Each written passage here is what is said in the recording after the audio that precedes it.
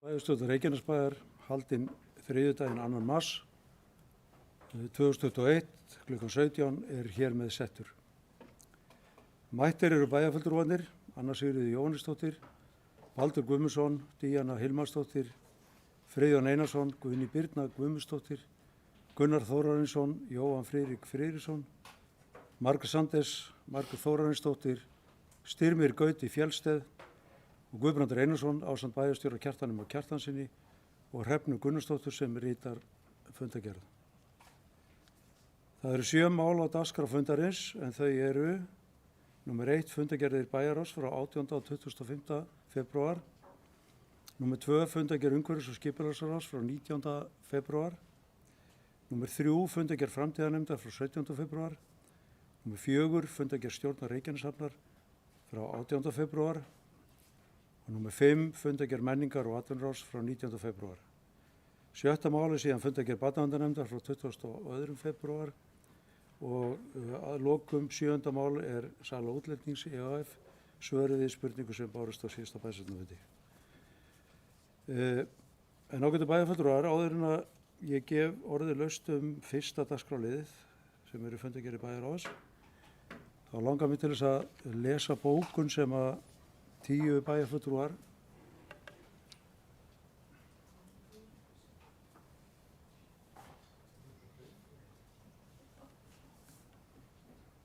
Ég ætla aðeins að fá að ganga á pontunni.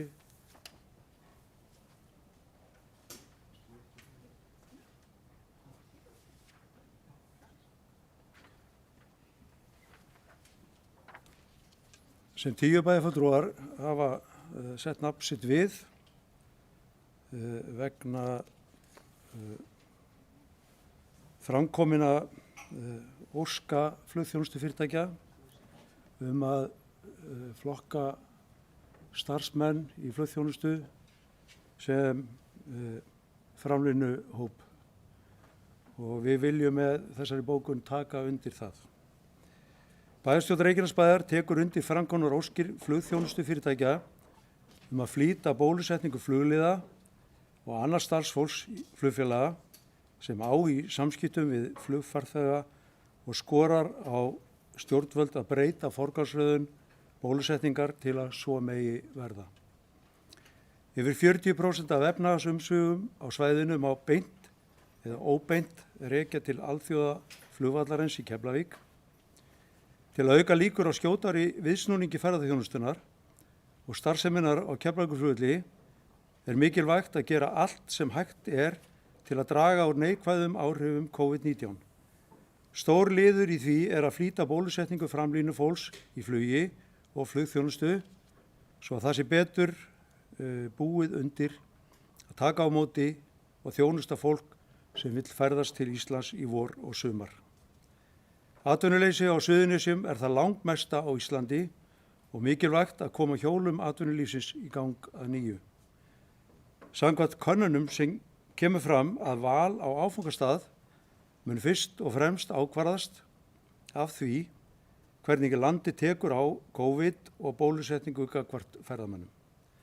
Þá leið eru meðal annars Írar að fara til þess að geta markasett sinn flugvöll sem veirufrían flugvöll. Því skiptir bólusetning framlínu fólks ferðaþjónustu miklu máli en ekki síður til þess að koma í veg fyrir að smit berist til landsins. Og undir þetta hafa skrifað allir bæjarfulltrúar nema bæjarfulltrúi Frjálsa afls. En ágætu bæjarfulltrúar, þá gef ég orðið laust fundargerðir bæjarráðs frá 18. og 25. febrúar orðið laust. Díana Hilmarsdóttir, gerðu svo vel.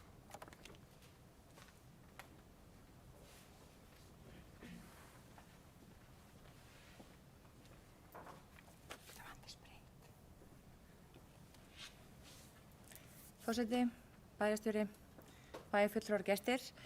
Mér langar að koma hérna upp undir fundi 1307 frá 18. febrúar, undir lið 3 sem er ársskýrslur á Suður Reykjanesbæjar. Mér langar að þakka sviðsstjórum og þeim starfsmönnum sem koma að vinnslu ársskýrslana fyrir vel unnar, greinagóðar og metnaðarfullar skýrslur sem gaman var að lesa yfir. Og svo það fundur 1308 frá 25. febrúar. Þar liður 3, samtökum kvennaathvarf sem óska eftir rekstrarstyrk sem þeir fengu. Það mikið og gott starf sem á sér stað í kvennaathvarfinu og alltaf mikilvægt, en sérstaklega mikilvægt núna þegar heimsfaraldurinn COVID-19 hefur sett sitt strik á samfélagið og mikið hefur verið aukningar á tilkynningum heimilisofbeldi. Að hafa gott úrræði sem hægt að leita til algjörlega nauðsynlegt í okkar samfélagi. Svo það tímabundin ráðning Guðmundar Gunnarssonar sem breytingastjóra á velferðarsviði út í júní ráðning sem ég fagna mjög og einnig þeirri vinnu sem framundan á velferðarsviði og ég til hana vera sviðinu og starfsmönnum þess og þeirra sem þjónustu sviðsins njóta vera mikill ávinningur. Þessi tímabundna ráðning framhald af vinnu við úttektir á velferðarsviði í fyrra árið 2020 en þá voru gerðar óháðar úttektir á innra starfsumhverfi, samskiptum og stöðu innra og ytra skipulags velferðarmála bæjarins.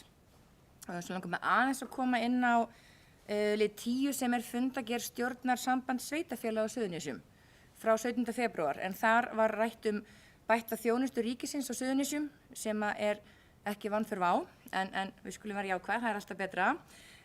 Verkefni snýr að því að samþætta opinbera þjónustu á einum stað, styrkja og auka heildstæða þjónustu á sviði félags, heilbrigðis og menntamála á Suðurnesjum og það komnir ákveðnir fjármunir í þetta verkefni sem frábært.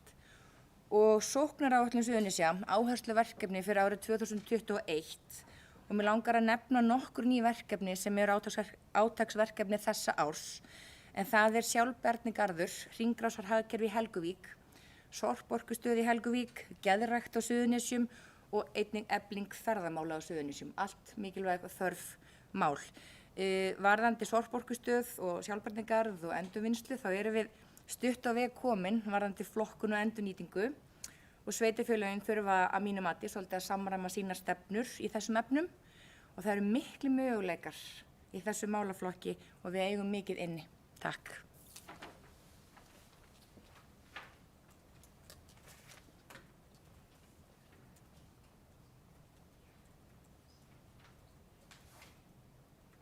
Sanders, gjörðu svo vel.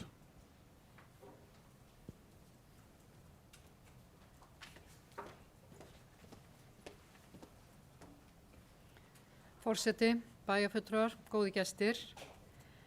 Ég kem hérna undir lið bæjarráðs númer 6, fundur 1307. En það fundagerð almannavarna Suðurnesja.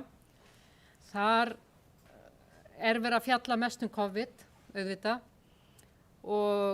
en síðustu daga höfum við virkilega orðið vara við jarðskjálfta eins og ég held að við öll hér allavega og bæjarstjóri hefur sendt okkur bæjarfulltrúum frábærar upplýsingar og haldið okkur vel upplýstum.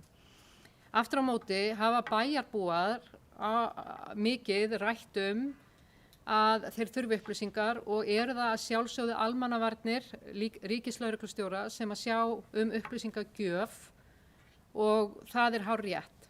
Þá velti ég fyrir mér, af hverju þessi óróleiki, af hverju upplifir fólk sig að það sé ekki að fá upplýsingar og ég óska eftir að við komum því bara á framfæri að það þarf að koma upplýsingum á framfæri betur til bæjarbúa Reykjanesbæjar sem þá undir okkar lögsögu, ég líti á það þannig. En ekki síður ég hugsi yfir því að eitt af því sem skiptir máli þegar vá kemur, það að ná til fólks. Og hvernig ætlum við að ná til fólks? Við munum flest eftir því að það kom upp hér að sprengjur efni fannst og mikill viðbúnaður varð og send SMS á suma. Alls ekki alla og það voru miklir vankantar í SMS-sendingum. Og þær voru allar á íslensku lengi vel og eins og við vitum þá hátt í 25% af íbúum Reykjanesbæjar erlendu bergi brotin. Þannig að ég held að við þurfum líka að koma því á framfæri að hvernig ætlum við að ná til bæjarbúa og svo náttúrulega spurning líka að því að menn segja að þú átt ekki að hreyfa þig, þú átt að vera heima. það ekki líka upplýsingar að segja fólki að vera heima? Þannig að þetta allavega umhugsunarefni og ég óska þá eftir því að bæjarstjóri sem hefur staðið sér feikilega vel sem okkar fulltrúi almannavarna og upplýst okkur vel, komið þessu kannski að framfæri og þessum áhyggjum bæjarbúa og eins þetta hvernig komum við upplýsingum á framfæri. Takk. Takk fyrir þetta, Margrét. Mér langar til að fá að tjá mig að þessum fyrsta lið í seinni fundargerð Bæjarráðs sem endurfjármögnun EFF. Þarna bókað að við fáum til okkar fjármálastjórinn á fundinn og þar sem hann leggur fram minnisblað endurfjármögnun skulda eignarhaldsfélagsins Fasteignar EHF. Og fyrir fólk út í bæ sem að veit ekki endilega hvað EFF þá þetta skammstöfun fyrir eignarhaldsfélagið Fasteign sem var nú stofnað á árið 2003 og lenti eftir nokkra ára starf í verulegum hremmingum, meðal annars vegna mikils gengisfalls krónunnar og átti bara mjög erfitt uppdráttar og kannski vegna mikilla fjárfestinga sem átti sér staði gegnum þetta félag og á endunum var það þannig að þeir sem hafðu verið innan búðar í þessu félagi ákvaðu að þakka fyrir samstarfið og keyptu sig út úr því og við vorum að lokum ein í þessu félagi og við erum sem hluta af þessari endurskipulagningu efnahagsins og við kölluðum þetta alltaf. Við erum að horfa til þess að þessar eignir væru færðar bara beint inn í bæjarsjóð í stað þess að vera með þetta sérstöku félagi og eins og hef nú oft komið hér fram þá fengum við fjármuni út úr HS orkubréfum sem ekki var nú reiknað með á sinni tíma og fyrir þá fjármuni gátum við og höfðum lofað að setja þá inn til uppgreiðslu lána sem hvíldu á þeim eignum í eignarhaldsfélaginu Fasteign sem kenndar voru við F5 og voru þá eignir sem voru ekki nýttar til starfsemi sem var lögbundin. Má meðal annars nefna þetta hús sem við stöndum í hér sem hluta því, Íþróttakademíu, Golfskála og fleiri hús og við gátum keypt þessi hús til okkar og minnkað þar að leiðandi í fjármagnskostnað sem á þeim hvíldi og lánin sem á þeim voru mjög óhagstæð. Mig minnir að þau hafa verið kringu 6% og síðan var farið að vinna við að endurfjármagna eftirstöðvar F-sins sem kennt var við F1 og voru þá fasteignir sem nýttar voru í lögbundna starfsemi svo sem eins og skólar. Og bæjarstjóra var falið að leita leiða til þess að við getum notið bestu kjara sem hægt er að fá og í liði með honum hefur fjármálastjóri verið og þessi vinna virðist hafa gengið afskaplega vel og nú erum við komin á þann stað að við höfum getað og getum endurfjármagnað það sem eftir í F1 og leyst þá til okkar þessar eignir og leið sparað okkur verulega fjármuni í fjármagnskostnað. Og meðan við síðustu tölur var bara þessi aðgerð að fara með þetta úr F1 yfir til sveitarsjóðs að spara okkur það bil 200 milljónir á ári. Og ég vil bara þakka starfsmönnum fyrir bæjarstjóra og fjármálastjóra fyrir þetta. Þetta skiptir okkur miklu máli til framtíðar. Bara 200 milljónir á ári sinni 10 eru 2 milljarðar á 10 árum. Þannig að vel að verki staðið og mun gagnast okkur til framtíðar. En orðið er laust. Bæjarstjóri gerir svo vel. Forseti ágætu bæjarfulltrúar, já, ég þakka hlý orð. Aðeins út af þessu sem að hér var rætt upplýsingaveitu til íbúa. Það var þetta alveg hárrétt og var rætt á fundi almannavarnanefndar Suðurnesja utan Grindavíkur í morgun, en eins og bæjarfulltrúar vita þá er önnur almannavarnanefnd í Grindavík. Þess vegna heitir nefndin sem við stýrum þetta, almannavarnanefnd eða stjórn almannavarna Suðurnesja utan Grindavíkur. Og þar var einmitt verið að ræða þetta og við Ásgeir Eiríksson bæjarstjóri Vogum vorum sammála um það. Hann verður líka mjög mikið var við þetta í sínu sveitarfélagi eins og ég hér hjá okkur, að bæjarbúar eru að kalla eftir upplýsingum. Og það var ákveðið að lögreglustjóri sem að fer fyrir aðgerðastjórn ef til einhverja aðgerða kemur hér, þá sem sagt er það ekki nefndin sem slík, heldur þeir sem að hafa beint að gera með aðgerðir eins og lögreglan, slökkvilið, björgunarsveitir og svo framvegis, heilbrigðisstofnun sem að mynda aðgerðastjórn, og lögreglustjóri stýrir þeirri vinnu. Þar með talið rýmingu ef til þess kæmi. Það var ákveðið að við myndum fara þess á leit við okkar staðarfjölmiðil hér, Víkurfréttir, að Víkurfréttir myndu taka viðtal við lögreglustjóran, hann Úlfar, og hann myndi gera grein fyrir þessum málum, og það viðtal mun fara fram í fyrramálið klukkan 11 veit ég, og þá mun Úlfar gera eins vel grein fyrir því og hægt er hvernig staðan er. En eins og við höfum orðið vör við dag, þá er hún bara alltaf að breytast. Það er að koma nýjar sviðsmyndir og mögulega svona kviku innskot og hinsegin. En allavega þetta, ég veit að þetta er á dagskrá í fyrramálið og verður í beinni útsendingu á væntanlega heimasíðu Víkurfrétta, allavega á samfélagsmiðlum.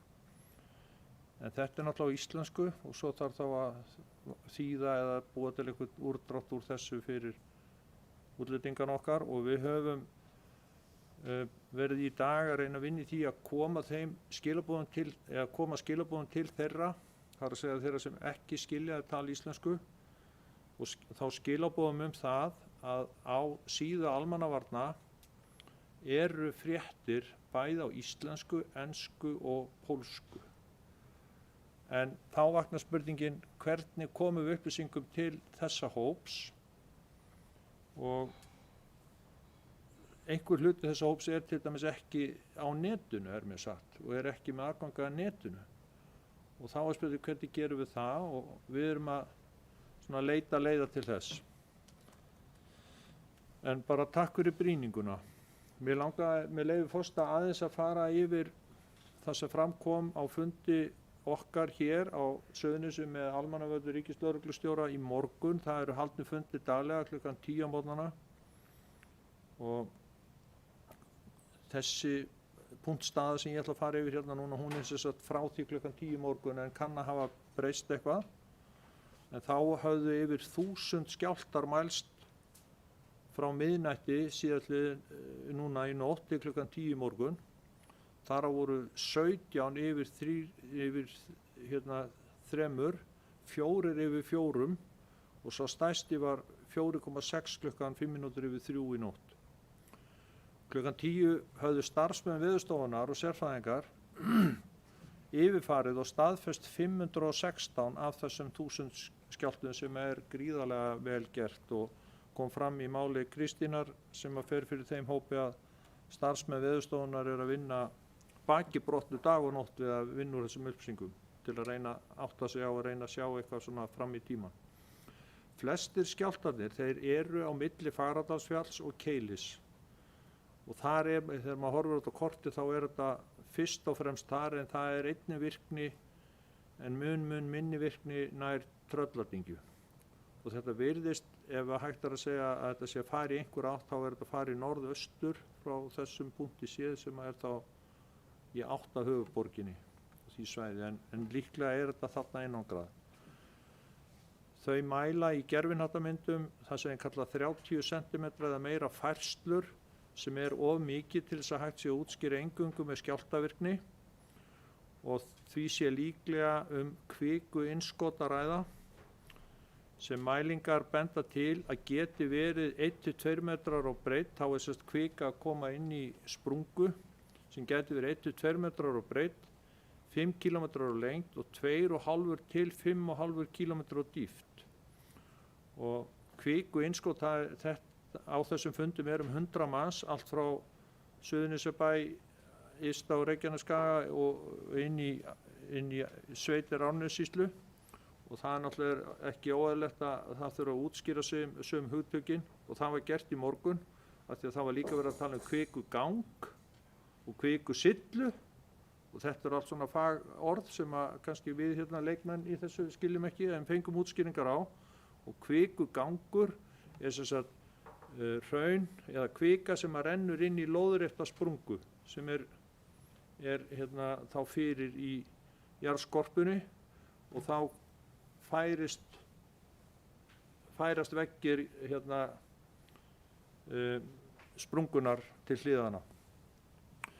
Kvikusilla aftur lárétt ef kvikan fer inn í lárétta sprungu, lárétt bil og þá rís jörðin upp og það kannski meira það sem gerðist nærri Þorbirni í fyrra þegar það var mikið fjallað landris. Það ekki mikið verið að tala landris núna heldur meira þessa gliðnun.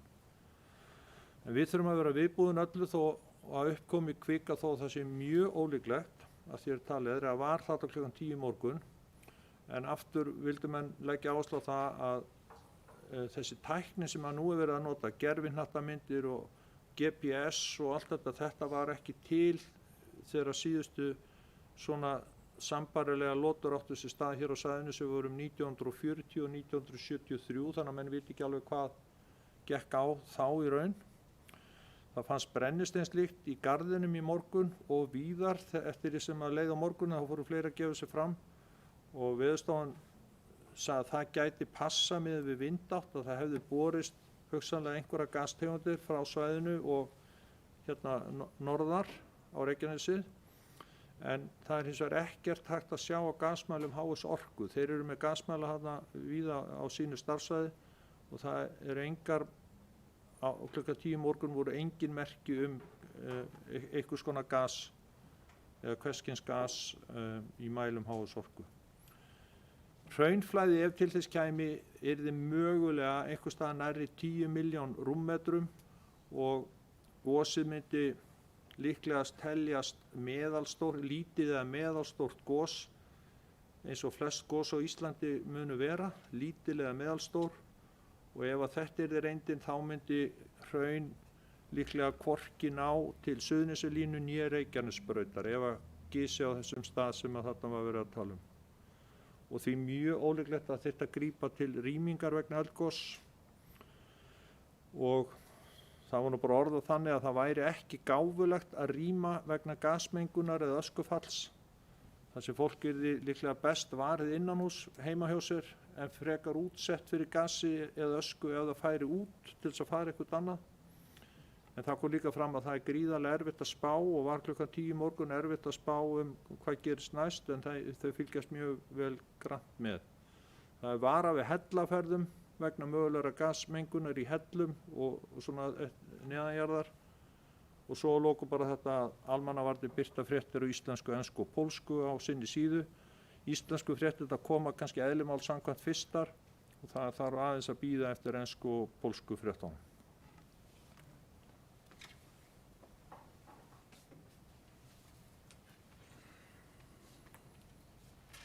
Friðjón Einarsson.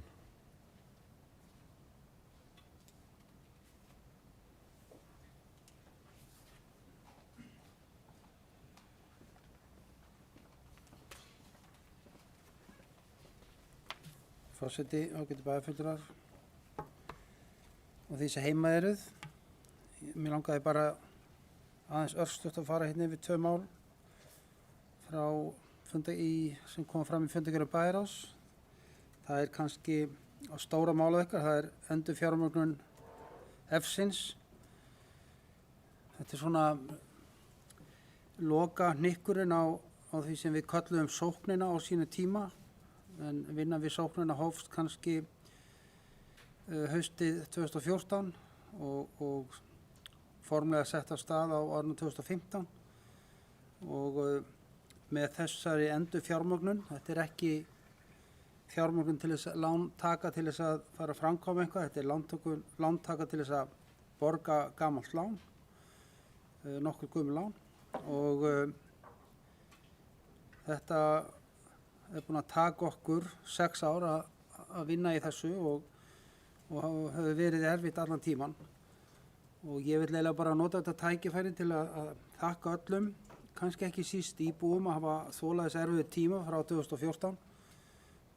Það þurfti að gera margt og margt var erfitt og þetta er svona kannski enda lokin á sókninni og vonandi þurfa ekki að fara í svoleiðis lagað aftur. En ég vil þakka öllum fyrir sem hafa staðið í þessu og sérstaklega eins og hér var nefnt áðan bæjarstjóranum og fjármálastjóra okkar. Þetta er eiginlega tími til að fagna að sókninni sé svona formlega að ljúka og eignirnar sem við höfum selt frá okkur þá allar komnar heim aftur sem er líka gleðiefni. Annað sem ég langar að nefna hérna í fundargerð, sömu fundargerð frá 25. febrúar er Betri Reykjanesbær framkvæmd hugmyndasöfnunar en á síðasta fundi bæjarráðs var lögð fram tillaga útfærslu á framkvæmd hugmyndasöfnunar á íbúavefnum Betri Reykjanesbær. Og þetta er tillaga sem kemur fram hjá framtíðarnefndinni og bæjarráð samþykkti að leggja til 30 milljónir inn í þetta verkefni en í þessu felst að við erum að boða eða fara til íbúa og óska eftir góðum hugmyndum hvað við getum gert í þeim hverfum sem við höfum hér í Reykjanesbæ, skreyttu eða hvað annað sem fólki dettur í hug og við áætlum í þetta 30 milljónum á næsta ári. Bara mjög gleðilegt og þegar þetta fer í gang núna fljótlega þá vona ég íbúar taki slaginn og komi með mikið af góðum hugmyndum og hægt til síðan að vinna áfram úr því.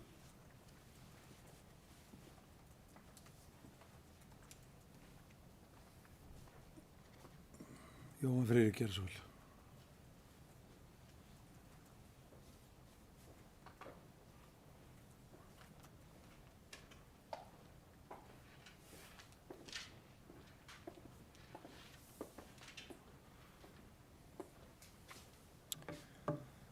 Forseti, ágætu bæjarfulltrúar. Ég vil byrja á því að taka undir það sem hér hefur komið fram varðandi endurfjármögnun hjá sveitarfélaginu. Afskaplega mikilvægt fyrir okkur að sjá að það hillir undir endan á þessari vegferð sem að mun skila okkur betri niðurstöðu á næstu árum. Og það er ekki vanþörf á, eins og við vitum öll, þá glímum við hér við eftirköstin vonandi bráðlega af COVID-19 og við þurfum öll að setja okkur í stellingar fyrir næstu ár þess að halda hér gangandi blómlegri byggð sem byggjast auðvitað fyrst og fremst á því að við sköpum hér störf og þar hefur sveitarfélagið svo sannlega ekki látið sitt eftir liggja. Ég er að vonast eftir því að við fáum stuðning frá ríkisvaldinu til þess að fara í svipaðar aðgerðir og við gerðum síðasta sumar. Þar sem að hér sköpum við störf fyrir nemendur og tókst afskaplega vel og ég er að vonast eftir því að við getum leitað eftir slíkum stuðningi á ný.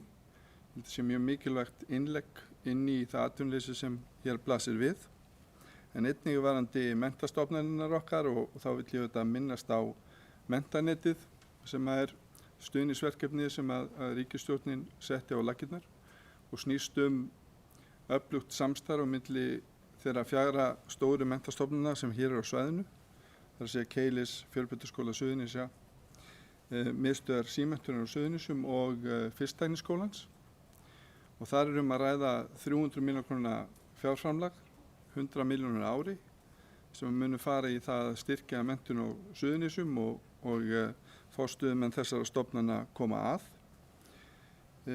Bæði er fjármagninu ætlað til þess að styðja við samvinnu þessara stofnana en ekki síst að koma á laggirnar nýjum námsleiðum hér á svæðinu og þarna fagfólk á ferð, heimamenn sem að þekkja vel þörfina á svæðinu þannig að ég er að vonast til þess að við sjáum afraksturinn af því strax núna í haust. Aðeins langar mig að minnast á þá vá sem við erum að glíma hér við, Suðurnesjamenn og að sjálfsögðu fólk á höfuðborgarsvæðinu og Suðurlandi líka, sem eru þessir jarðskjálftar sem við höfum öll verið að finna fyrir á undanfarinni viku. Og það er rétt sem hér hefur komið fram, upplýsingagjöf skiptir gríðarlega miklu máli í því, en við megum að sjálfsögðu ekki fara á taugum. Við vitum það að við fáum nýjar upplýsingar frá okkar ágæta vísindafólki og almannavörnum hér eins fljótt og það er upplýsingar berast og ég ber fullt traust til almannavarna og okkar fólk sem að sinnir því að kostgefni að reyna að upplýsa almenning eftir því hvernig hlutirnir þróast. Þetta er máli að við hugum að því að við búum á eldfjallaeyju sem að er í mótun og við hér á Reykjanesi erum að glíma við það.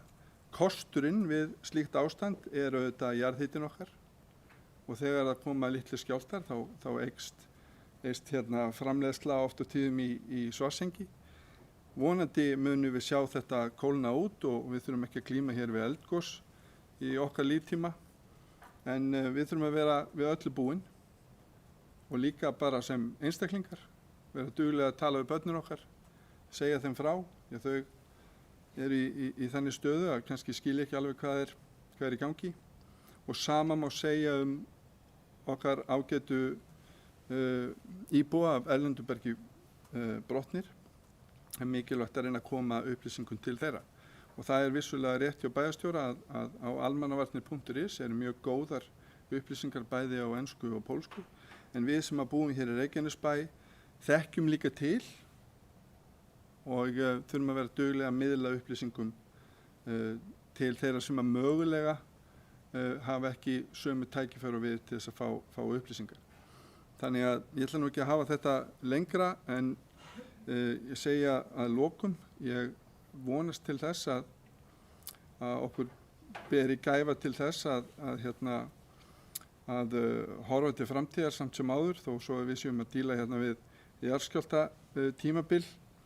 Ég held að það sé mjög mikilvægt í því að við höfum það að veganesti hér sem bæjarfulltrúar að standa þétt að baki við ágæta fólk sem að sinnir hér svona þessum störfum og horfa til þess hvað er mikilvægt að við eigum hér mikilvægt almannavarnakerfi, ekki síst þegar við lítum til okkar björgunarsveita og þeirra sem að myndu bregðast við ef að svo ólíklega vill til. Takk.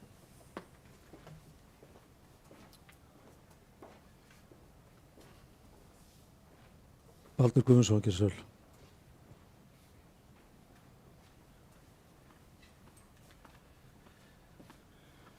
Virðulegi forseti, góðir bæjarfulltrúar og bæjarstjóri og einhverjir gestir. Ég ætla bara að taka undir með öllum fagnaðarlátunum í varðandi F-ið. Það er mjög gott að það sé komið í þessa lausn sem er búið að vinna lengi að. Og svo langar mig aðeins að bæta í þetta með þessa vá. Við erum að fara í gegnum tíma þar sem að við þurfum að sýna viðbrögð, bara ótrúleg viðbrögð á hvert horn.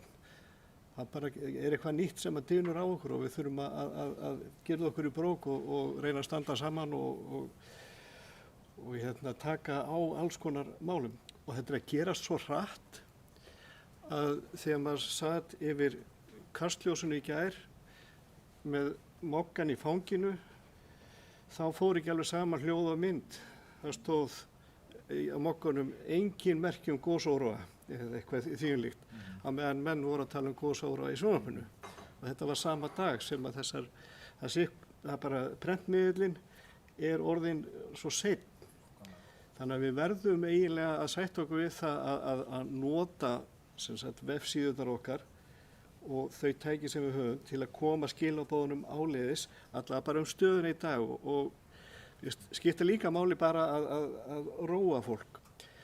Og þetta var þetta tíman, sko, tíminn svo afstæður í þessu samhengi þegar að fréttamenn sem eru bara að vinna hérna á góðu tempo og ná í eitthvað skúp og eitthvað nýjar upplýsingar spyrja hérna jarðfræðingarna von á gosi? Já, það kemur. Þannig að þeir eru að hugsa bara í 100 ára, jafnvel. Meðan fréttamaður vill bara fá að vita að kemur þetta í kvöld. Þannig að, en við náttúrulega þurfum að koma skilaboðunum áleiðis til okkar íbúa bara núna. Hver er staðan? Núna. Og núna er ekki gos og við þurfum að halda bara ró okkar, vera tilbúin í verkefnið ef það kemur upp á. Vegna þess að það er staðan í dag. Við erum búin að læra það mikið á síðustu misserum. Við þurfum að vera tilbúin í hvað sem er. Maður veit ekki hvað gerist næst. Takk fyrir.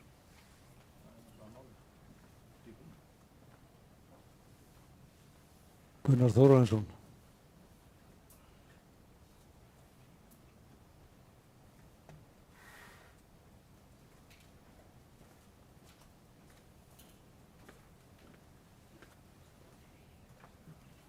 Forseti, ágætu bæjarfulltrúar. Já, lífið er ekki eindóm hamingja, það er alveg rétt. Við erum að upplifa það núna að það getur allt gerst. En ég vil nú bara taka undir það sem hér er sagt að það er ánægilegt að sjá að við erum búin að ná lendingu í þessum málum sem að varðuðu fjárhaginn Reykjanesbæjar. Þetta er auðvitað löng saga að baki þessu. Ég byrjaði að taka þátt í pólitík hér í bænum 2010 og þá var mér strax umhugað það að það þyrfti að gera eitthvað í þessu til þess að bæta fjárhag bæjarins sem að var ekki allt of vel staddur og það voru ýmis úrræði, eða gripið til ýmissa úrræða þá þegar. Það fólst ekkert endilega í sparnaði, heldur var verið að reyna að selja eitthvað sem að gat orðið til þess að minnka aðeins skuldirnar. En það er þá fyrst þegar að ég fór fram fyrir frjálst afl og hvatti til þess að við myndum reyna að ná þessu niður, að í kjölfarið myndum við þessu sókn sem að var til þess að þetta er loksins komið í gegn. Sóknin heldur áfram samt engu síður og við þurfum að hafa okkur þannig að fjárhagurinn þurfi ekki að fara á annan endan aftur. Og það er ekkert auðvelt. Það velluðu bæjarfulltrúum er kannski helmingurinn ákafur í því að eyða peningum.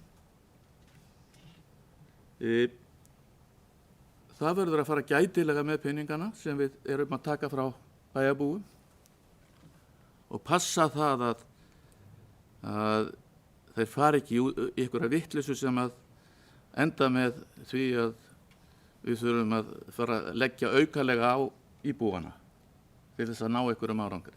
Og það er það versta sem kemur fyrir í svona samfélagi. Það þurfa að vera taka peninga af fólki út af einhverju rugli. Ég bara enn og aftur fagna því að það sé búið að ganga frá þessu þó fyrr hefði verið.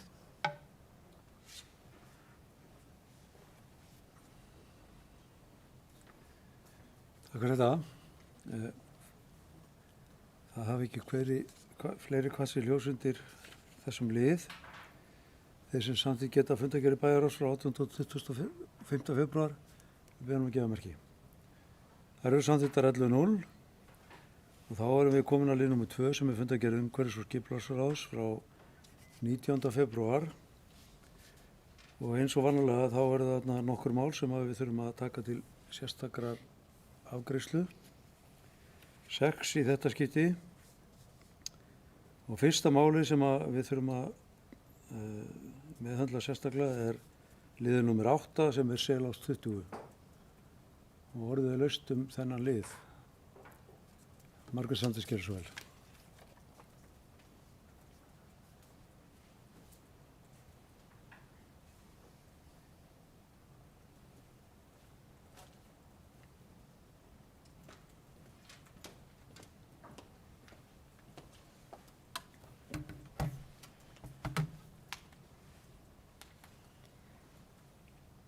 Forseti, bæjarfulltrúar, góði gestir. Ég kem hérna upp undir fundargerð umhverfis- og skipulagsráðs, máli 8, er varðar Selás 20, niðurstaða grenndarkynningar. Áður en ég fer yfir þetta mál vil ég taka það fram að með þessari yfirferð erum við alls ekki að ráðast að starfsfólki Reykjanesbæjar og reynum að halda okkur við staðreyndir. Veltum því einnig fyrir okkur hvort allt og mikið álag hafi verið á þessum tíma á starfsfólkið, enda gríðarleg uppbygging í Reykjanesbæ á þessum tíma þegar þetta mál var í vinnslu og þrátt fyrir mikla fjölgun starfsmanna hjá Reykjanesbæ hefur lítið verið fjölgað á umhverfis- og skipulagssviði. Þetta mál á sér langan aðdraganda. Sótt var lóð að Selási 20 í mars 2017. Reykjanesbær gaf út byggingaleyfi samkvæmt framlögðum teikningum 22. febrúar 2018 og eigandi greiðir fyrir það. Í nýlegri grenndarkynningu kemur fram hjá nágranna að hann hafi komið auga á teikningar af Selási 20 í september 2018 og að búið var að samþykja þær og birta á korta vef Reykjanesbæjar. Hann tilkynnti það til Reykjanesbæjar að á þeim teikningum veri hæðsta hæð 132 cm yfir leyfilegum mörkum. Samkvæmt eiganda Selás 20 hefur Reykjanesbær samband með tölvupósti 11. október 2018 sem virði sem sagt vera rétt eftir að nágrannir bendir á þetta og ræðir það að byggingar áform væru ekki samkvæmt deiluskipulagi.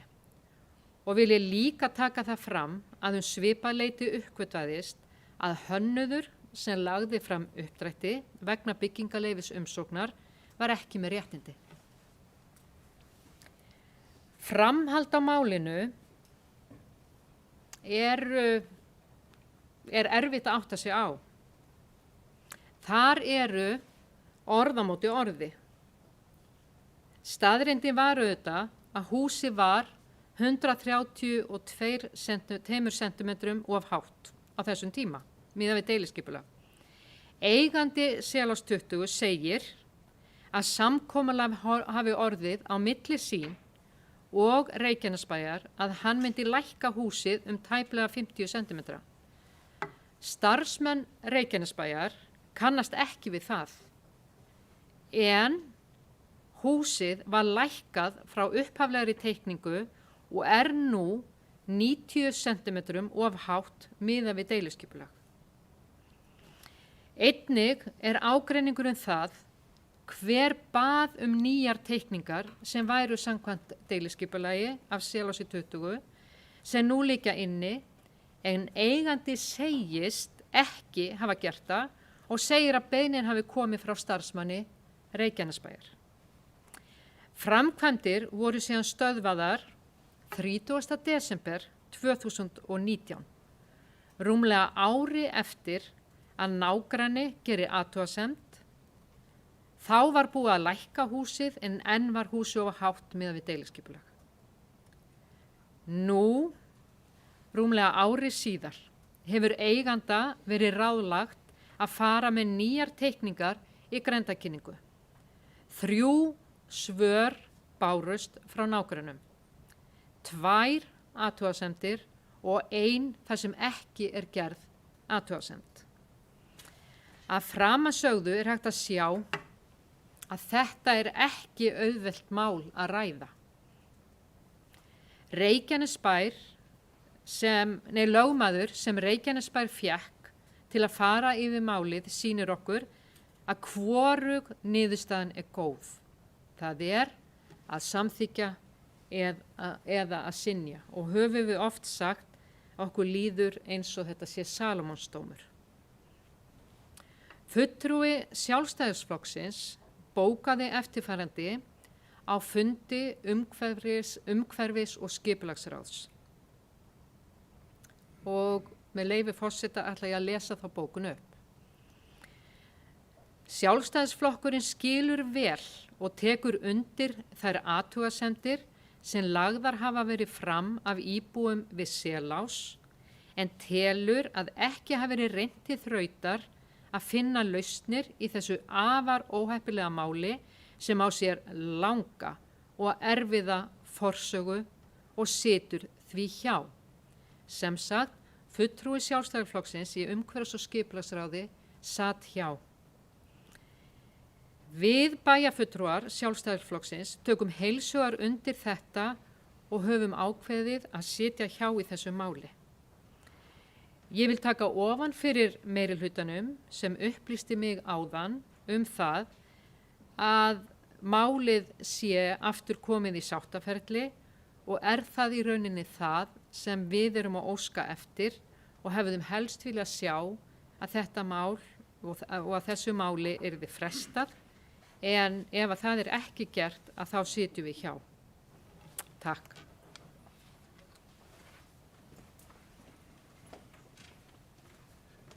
Margrét Þórhallsdóttir, gjörðu svo vel.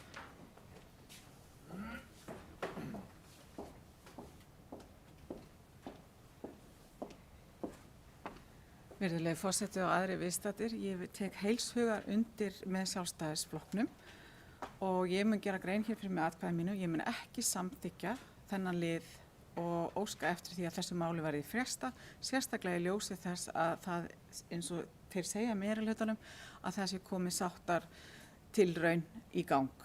Takk fyrir.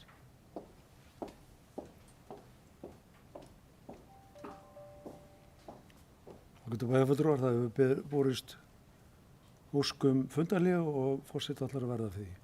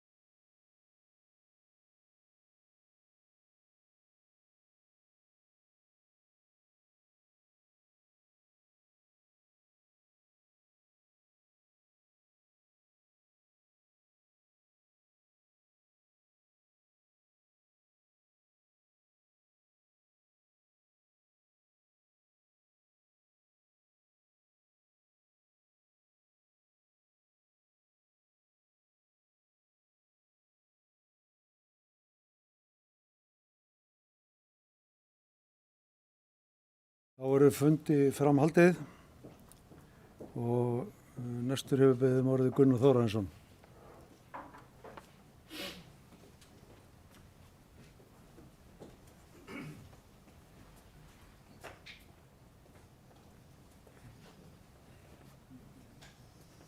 Forseti, ágætu bæjarfulltrúar. Þetta óþægilegt mál með þetta hús sem að reynist vera á hátt meðan við skipulag og afskaplega leiðinlegt fyrir báða aðila, bæinn og þennan aðila sem að byggja þarna leið, því að ég held að þetta hafi allt saman verið gert með góðum hug og eftir tilgildum samþykktum teikningum. Ég hitti hann oft meðan hann var að byggja þarna, labbaði þarna í hverfinu og fagnaði því að það væri verið að nýta eina lóði í viðbót að minnstakosti, því að það er nóg af lóðum þarna sem að ekki hefur gengið að byggja á, en í raun og veru nauðsynlegt að koma í gegn, sem að verður reyndar ekki gert nema með því að bærinn með einhverjum hætti koma að því. Við stöndum þarna frammi fyrir því að þetta eru mjög erfiðar lóðir og það er í rauninni fordæmi fyrir því að hjálpa fólkinu til, því að á neðstu götunni þarna er búið að hlaða vegg meðfram húsaröðinni nær Njarðarbrautinni og mér finnst satt að segja að það er óþægilegt að hafa þarna margar götur óbyggðar, meira og minna, og kostar að vita stór fé fyrir okkur, því að þar erum við að tapa alveg hellinga peningum sem að því miður koma ekki með fasteignagjöldum. En þetta mál er auðvitað ekki bara óþægilegt fyrir þennan aðila sem að er að verða fyrir þessu sem er að byggja þarna, heldur líka bæinn. Þetta er auðvitað bara bölvað klúður og í rauninni áfellisdómur yfir verk skipulagsmálana og hefur svo sem gert áður, konumst við það, en þetta er bara mjög óþægilegt. Ég vildi bara koma þessu á framfæri.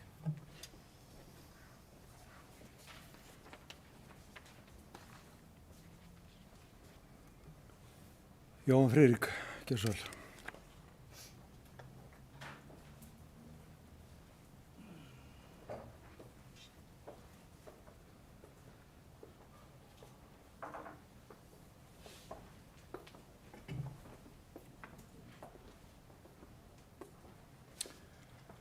Forseti, ágætu bæjarfulltrúar. Við reisum hér mikið af húsum hverjum einasta ári. Það hefur verið mikil þensla og það er alveg rétt. Það hefur líka verið mikið álag. En ég held að þetta mál sé ekki tilefna til þess að fara að leita af einhverjum sökudólgum. Það hefur nú þegar komið fram að bærinn er að reyna að leita lausna í þessu máli. Það skiptir afskaplega miklu máli. Málið er komið til bæjarstjórnar og þarna er verið að fjalla grenndarkynningu sem að fór fram og umhverfis- og skipulagsráð tekur afstöðu til, sem að gengur út af það að standa með því deiliskipulagi sem er til staðar og sé enga ástæðu til þess að fara að snúa því við. Þarna er meiri háttar breytingar að ræða. Það breytir samt sem áður ekki þeirri staðreynd að það er verið að reyna að leita að lausna í málinu. Ég held að það sé alltaf farsælast. Einstaka bæjarfulltrúar þekkja það að bærinn, og vonandi flestir bæjarbúar líka, er skipaður fólki sem að vill vinna vel, koma á móts við það ef að mistök eru gerð reyna eftir fremsta megni að tryggja það að það sé hægt að byggja hér hús og sjálfsögða þau séu eftir deiliskipulagi og svo framvegis og án þess að fara í einhver einstaka smáatriði málsins þá tel ég alltaf farsalast að reyna að leita lausna í málum sem þessum en það breytir ekki skoðun umhverfis og skipulagsráðs, það breytir ekki þeirri skoðun að þarna deiliskipulag samþykkt og við eigum ekki að fara niður þann farveg en jafnframt halda áfram ótrauð til þess að reyna að koma málum í þannig farveg að hægt sé við að unna fyrir þá aðilega sem að málið snýst af. Takk. Takk fyrir. Baldur Guðmundsson.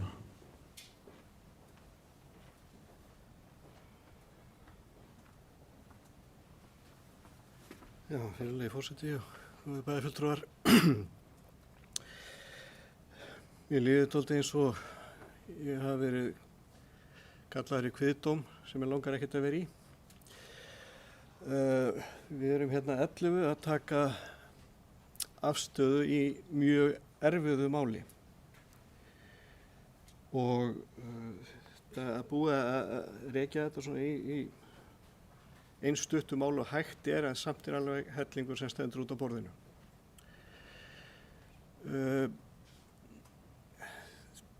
Í bókun meirihlutans í umhverfis- og skipulagsráði þá kemur fram að sem sagt við höfum tekið við athugasemdum frá nágrönnum. Þetta var hluti af einmitt mögulegri lausn. Það var að setja þessar teikningar í grenndarkynningu. Kannski í þeirri vona að þetta væri hægt, en þá vorum við að setja dóminn í hendurnar á nágrönnunum. Ekkert gott við það heldur, sko. Og það kemur út úr því, þá kom athugasemdir sem að þeir telja sig knúna til að taka afstöðu til, taka tillit til, taka undir með. Það kemur líka fram hérna í máli Jóhanns að það eigi halda áfram að leita sátta. Ég horfði á þetta þannig að með því að fresta málinu þá getum við haldið þessum einu þræði viðbót í sátta átt ef við tökum ekki afstöðu til þessar athugasemda strax. Og ég er ekki að taka, ég ætla ekki að segja þetta sé bara, ég ætla að standa með húsbyggindum eða standa með nágrönnum. Ég er ekki í þeirri, treysti mér ekki alveg í það núna, þó ég sé í þessum kviðdómi, sko. Þá er ekki alveg tilbúin í það núna. Ég vil taka aðeins eitt skref aftur á bak og halda þessu möguleika með deiliskipulagið inni. Það er það sem við erum að biðja um. Síðan í bókunni kemur fram að meðalhófsreglu hafi verið beitt. Meðalhófsreglan er eina af þessum reglum í stjórnsýslunni sem að litið til þegar verið að greiða úr málum. Það er fullt af öðrum reglum sem eru þær í gangi, sem við þurfum að taka afstöðu til. Það er til dæmis leiðbeiningarreglan. Að þegar að íbúarnir leita til okkar og til embættismanna að þá er leiðbeina þeim ef þeir hafa gert mistök. Sem að hefur væntanlega verið í þessu máli. Með ykkur, sem sagt, þetta var ekki alveg í lagi, en þá kemur enn ein reglan. Það er málshraði. Það er eitt sem við þurfum að taka tillit til líka. Hvað leið langur tími og svo framvegis. Hvað þykir eðlilegt. Aftur og ég er ekki að dæma. Ég er ekki alveg orðin lögfræðimenntaður. En mér hefur verið bent á ýmislegt og svo er eitt í viðbót. Það eru sem sagt aðilar málsins, hverjir koma að þessu, hverjir skipta máli og hvernig var þeim svarað. Það er ekki bara hvernig þeim var leiðbeint, heldur líka með hvaða hætti, hvaða taktík var notuð til að koma skilaboðum áleiðis, hvernig leiðbeintu þeir. Það getur skipt máli líka. Og mér þykir bara miður að þetta stefni allt í það að fara í einhverja lögsókn á annarkot veginn, því að það munu allir tapa á því. Ef við segjum að Reykjanesbær vinnur málið og gerir þá kröfu að þeir rífa húsið. Þetta er stórt tap fyrir náttúrulega það sem þarf að rífa húsið, fyrir húseigandann. Þetta er tap fyrir nágrannar sem eru með hálfgerðar rústir fyrir fram að sig. Þetta er ekkert skemmtilegt til afspurnar fyrir okkur. Og ef að þeir vinna málið, þá lítur bærinn mjög illa út og svo framvegis. Ég sé bara vondar lausnir eins og staðan er í dag. Ef við ætlum að ýta þessu í þá átt að þetta fari bara fyrir dómstóluna. Stundum er alveg mjög æskilegt að bara henda málunum í dómstólunum. Þá bara fái skýra mynd af þessu. Þessi mynd er bara langt frá því að vera skýr. Og við erum með þetta álit frá einu lögfræðingi sem að bærinn kaupir til verka, leggur fram ákveða álit og svona ákveðna sviðsmyndir fram og tilbaka. Ég hef alveg séð svona mál svona málatilbúna frá lögfræðingum. Það sem að ég var alveg sannfærður þetta er steinleikur sko. Þetta er svo góður rökstuðningur og góður málflutningur, þetta mun alveg fljúga sko. En sama mál og ég var sannfærður að væri skítapa var að vísa frá vegna þess að það stóð ekki steinn yfir steini sko. Ég er ekki að segja það sé í þessu máli. En þetta getur, þetta er sko, já, ég myndi vilja, eins og við erum að leggja til, fresta þessu máli, en á öðrum kosti sitjum við hjá.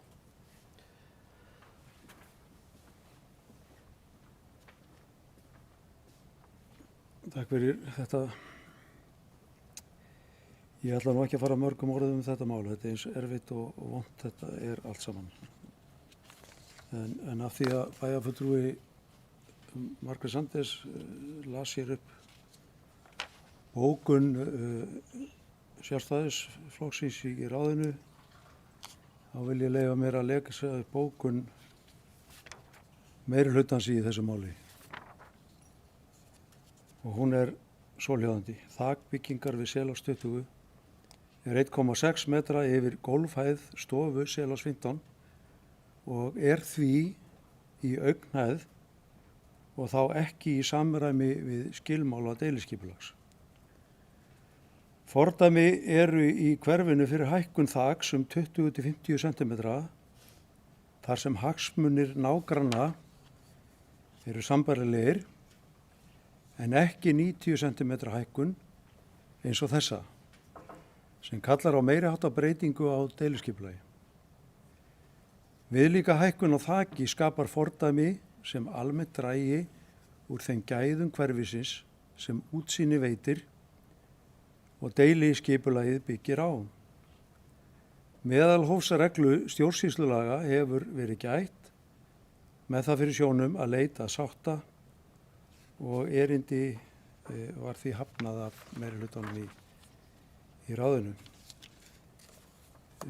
Meira er ekki það að segja en við þurfum að afgreiða þetta og fyrir líkur þá afgreiðsla að samþykkja niðurstöðu umhverfis- og skipulagsráðs sem er á þann veg að erindi breyting á deiliskipulagi er hafnað. Og þeir sem að samþykkja þessa niðurstöður beðið þá að gefa merki. Hún er samþykkt með 6 atkvæðum, einhver á móti. Það er enginn á móti þeir sem sitja hjá.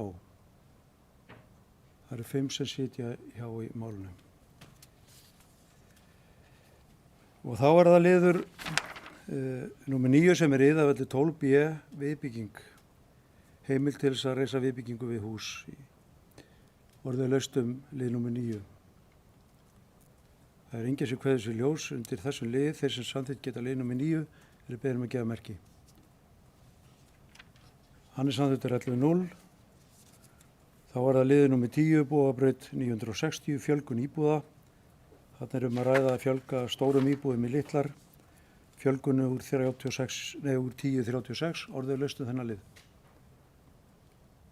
Það er enginn sem kveður sér ljós undir þessum lið. Þeir sem samþykkt geta lið númer 10 eru beðin að gefa merki. Hann er samþykktur 11.0. Þá er það lið númer 12, Freyjuvellir 28 sem er viðbygging. Orðið laust lið númer 12. Enginn sem óskar eftir að taka til máls undir þessum lið. Þeir sem geta samþykkt lið númer 12 eru beðin að gefa merki. Hann er samþykktur 11.0. Þá var það lið númer 13 sem er Leirdalur 22-28, skipulagsbreyting. Orðið laust undir þessu lið. Enginn sem kveður sér ljós. Þeir sem samþykkt geta lið númer 13 eru beðin að gefa merki. Og þá er það síðasti liðurinn sem er liður númer 14, Aðalgata 17, bygging á lóð. Orðið laust þennan lið. Það er enginn sem kveður sér ljós. Þeir sem samþykkt geta lið númer 14 eru beðin að gefa merki. Hann er samþykktur 11.0 og þá gef ég orðið laust fundargerðina að öðru leyti. Margrét Sandís Geirsdóttir.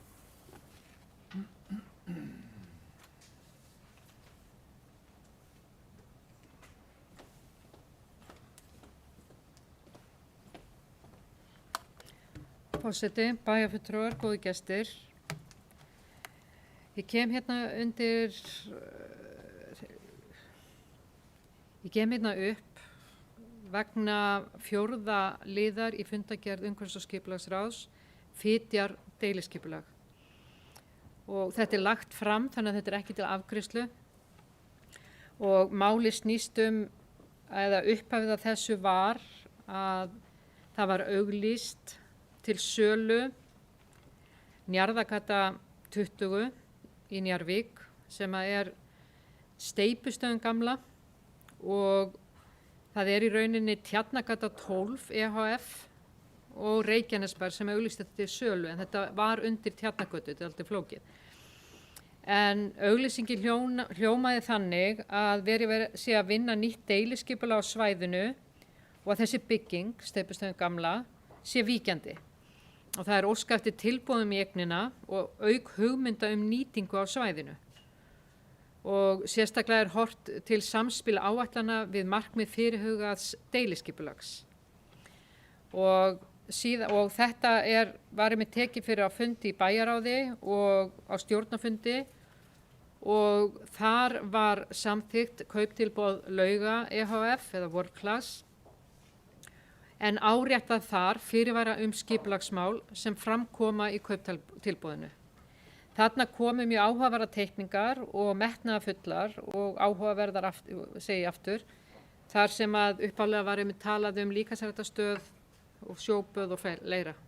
Þannig að þetta voru bara hugmyndir og ákveðin hugmyndasamkeppni sem fór þarna fram.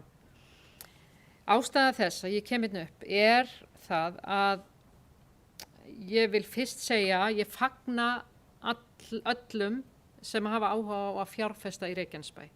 Og þetta er gríðarleg fjárfesting sem liggur fyrir og því bara fagna. En það eru nokkuð mál og þess vegna ég að koma hérna upp. Það eru nokkuð mál sem tengjast þessu. Í fyrsta lagi að þá voru við ekki alveg með á hreinu varðandi það hvar í rauninni þetta átt að vera en það var deiliskipulag ekki tilbúið. Og þetta var ekki á reitnum endilega þar sem steypistöðin heldur frekar kannski nær ólís eins og var rætt við okkur en þetta var auðvitað í vinnslu.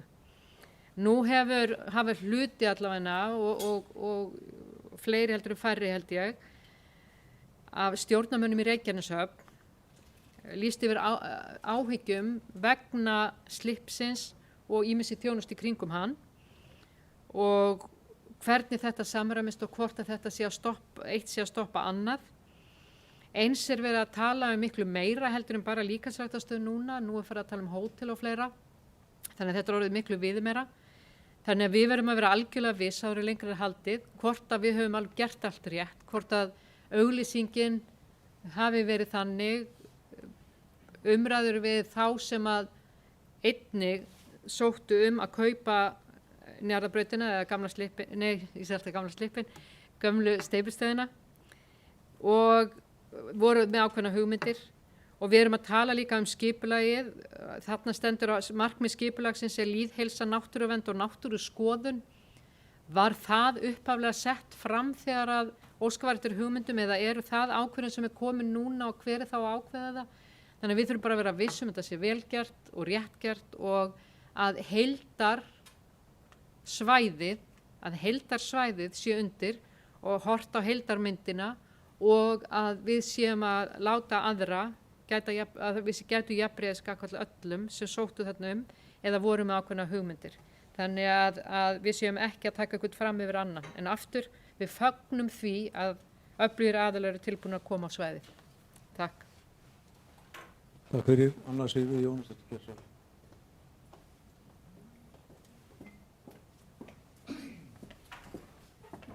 Forseti, bæjarfulltrúar, bæjarstjóri. Já, mér langar að koma undir sama lið og Margrét þegar að koma varðandi Fitjar. Við fögnum því að sjálfsögðu þegar áhugasamir aðilar að kaupa lóðir og vilja stofna fyrirtæki og koma með atvinnuuppbygging á svæðið. En mér langar bara að nefna að þar sem að þetta svona frekar nýtt svæði og að fara að byggjast mikið upp, þá ætla ég bara aðeins að minna á fund fyrir nokkrum vikum þegar bæjarfulltrúi Gunnar Þórarinsson kom upp og lýsti miklum áhyggjum af umferðarmálum þarna við Njarðarbrautina. Og við höfum kannski að hafa því huga þegar að byggjast hratt upp stór fyrirtæki að við þurfum að vera bara tilbúin og vera undirbúin með umferðaröryggi og með bara allt sem snýr að íbúunum á þessum svæði. Það grunnskóli þarna rétt hjá, það mikið af barnafjölskyldum í þessu hverfi þarna fyrir ofan og þeir íbúar hafa lýst áhyggjum sínum yfir umferðaröryggi við Njarðarbrautina. Það að aukast mikil umferðin bara með fleiri íbúum og fleiri fyrirtækjum sem eru að koma í bæinn. Þannig að ég vil hafa það í huga að við undirbúum það vel áður en fyrirtækin blómstra öll þarna stór, að það eru íbúar sem búi í þessu hverfi líka og gera ráð fyrir að það aukist mikil umferðin þegar fyrirtæki byggjast upp. Takk fyrir. Bæjarstjóri, gjörðu svo vel. Forseti, ágætu bæjarfulltrúar, já, þetta stórt og mikið mál, varðar sveitarfélagið og íbúa mikið.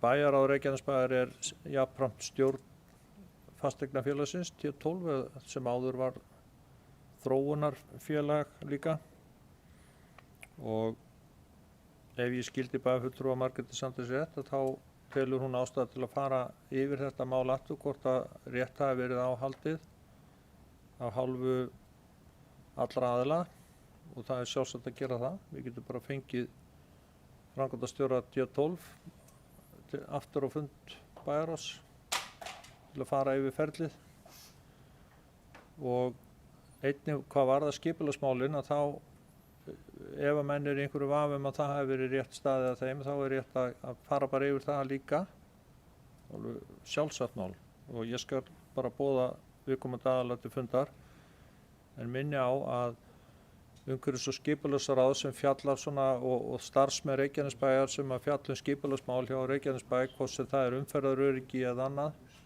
eru bara tillögugefandi og það eru bæjarfulltrúar sem hér sitja í bæjarstjórn Reykjanesbæjar sem eru þeir sem taka ákvarðanirnar.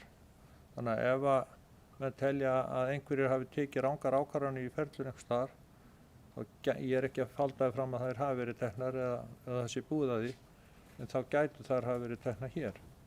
En það sjálfsagt að fara yfir þetta allt saman, bara í rólegheitunum en kauptilboðið ef ég man rétt, þá miðaðist að við, eða að forsenda þess var svo að skipulaginu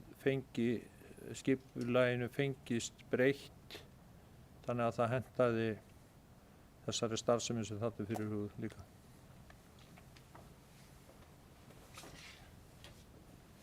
Friðjón Einarsson.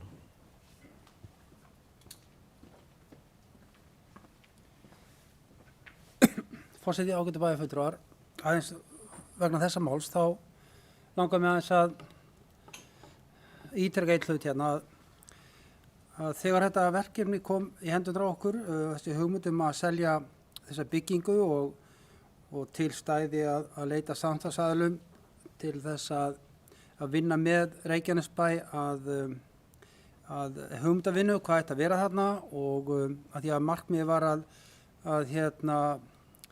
búa hérna til útvistarsvæði og vernda dýralíf sem þarna er. Þá var þetta verkefni kynnt stjórn T12 sem er bæjaráð og á þeim fundi var farið yfir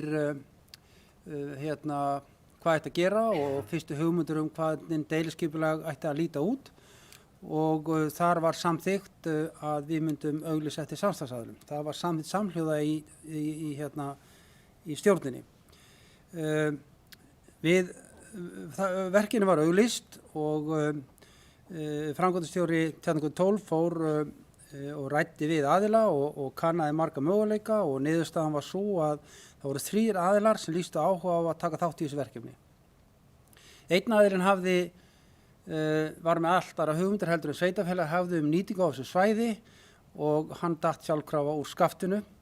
En þessum 3 aðilum var öllum boðið að koma með hugmyndir og ég ætla að ítreka það hérna, ekki kauptilboð heldur koma með hugmyndir til að vinna með áfram.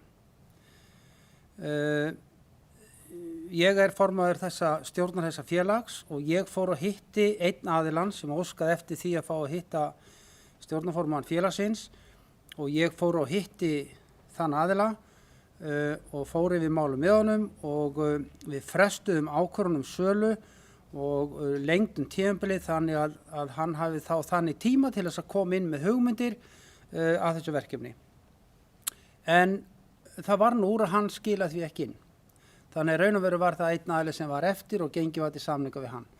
Ég tel að það sé ekkert að þessu verkefni frá A til Ö, bæjaráð og þar með stjórn T12 tók þessa ákvörðun samhljóða og fekk sérstaklega kynningun á verkinu og þess vegna er ég mjög undrandi á því að það sé komið upp núna til að ýja að eitthvað sé eins og við þurfum að fara að endurskoða þetta mál. Ég held að sé engin þörf á því að gera það, engin. Og til að ég bara halda áfram með þetta verkefni, það verður síðan farið út í deiluskipulagsbreytingar og kynningar á þessu þegar það er klárt. Teikningar liggja ekki fyrir og eru ekki klárar og þetta verkefni kemur inn til okkar síðar. Þetta er enn í vinnslu og að fara að snúa tilbaka núna eitthvað hefði verið að í ferlinu, það tel ég sé bara alrangt. Ég held að við höfum gert þetta eins og átt að gera þetta með fullu sóma og minni ykkur á að stjórnin, þar með talið fulltrúar bæjarráðs, samþykktu málið frá byrjun. Þannig að skrítið að koma núna ekkert hérna eftir á og hugsa eitthvað hafi verið gert vitlaust. Við samþykktum með hana feril. Bara þá það sé fært til bókar. Við gerðum það.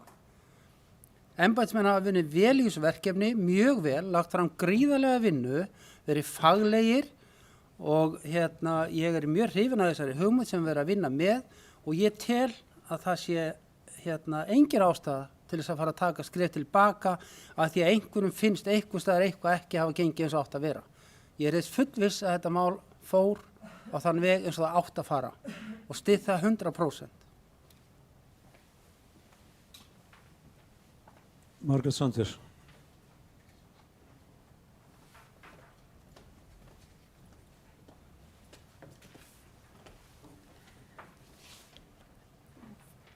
Forseti, bæjarstjórn, góði gestir. Akkur verð ég alltaf svona hissa þegar formaður bæjarráðs opna munnin. Ég á nú að fara að þekkja hann, ég er ekki að byrja í bæjarstjórn eða bæjarráði í gær.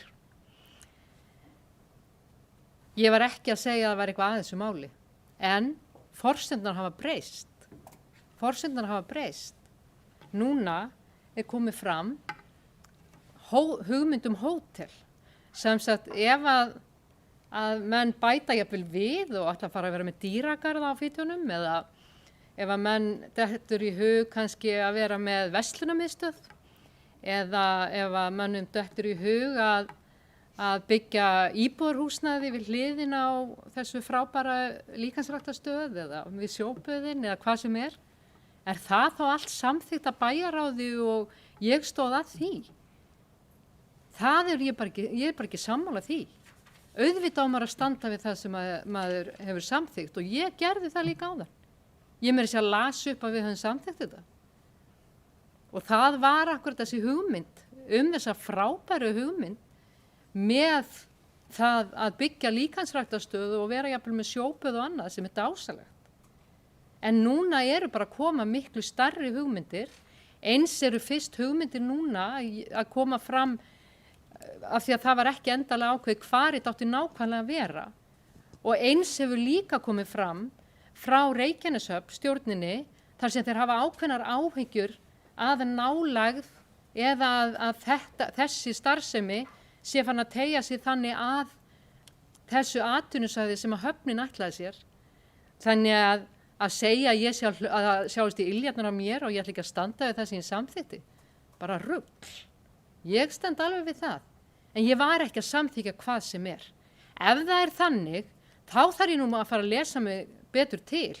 Að ef að ég er að samþykja erindi og einhverja hugmyndavinnu, að menn geti bara gert hvað sem er, þá hefðu við getað samið við bara hvaða aðilar sem er að þessum þremur. Að þeir hefðu getað sett hvað sem er og bara hætt við. Nei, við ætlum ekki að vera með líkansræktarstöð. Við ætlum bara að vera með hótel. Nei, ég hættu við líkansræktarstöðuna. Ég ætla að vera með rútustöð. Við verðum að standa við það sem að þetta voru ákveðna hugmyndir sem áttu til að vinna meira með, en þetta er að vaxa ansi mikið, sem að kannski er bara frábært. En þá verðum við líka að vita hvort þetta samræfist í vinnulagi sem hefur verið framkvæmt. Það er aðalatriði í þessu. En ég skal bara standa hérna og segja það að ég samþykti þetta eftir að formaður bæjarráðs var búinn að ræða við aðila og tjáði okkur einmitt þetta sem að hann fór yfir áðan. Þess vegna var þetta samþykkt. En mér finnst einhvern veginn hugmyndin að vera vaksansi mikið og hefa áhyggjur af þessu svæði. Takk. Friðjón Einarsson.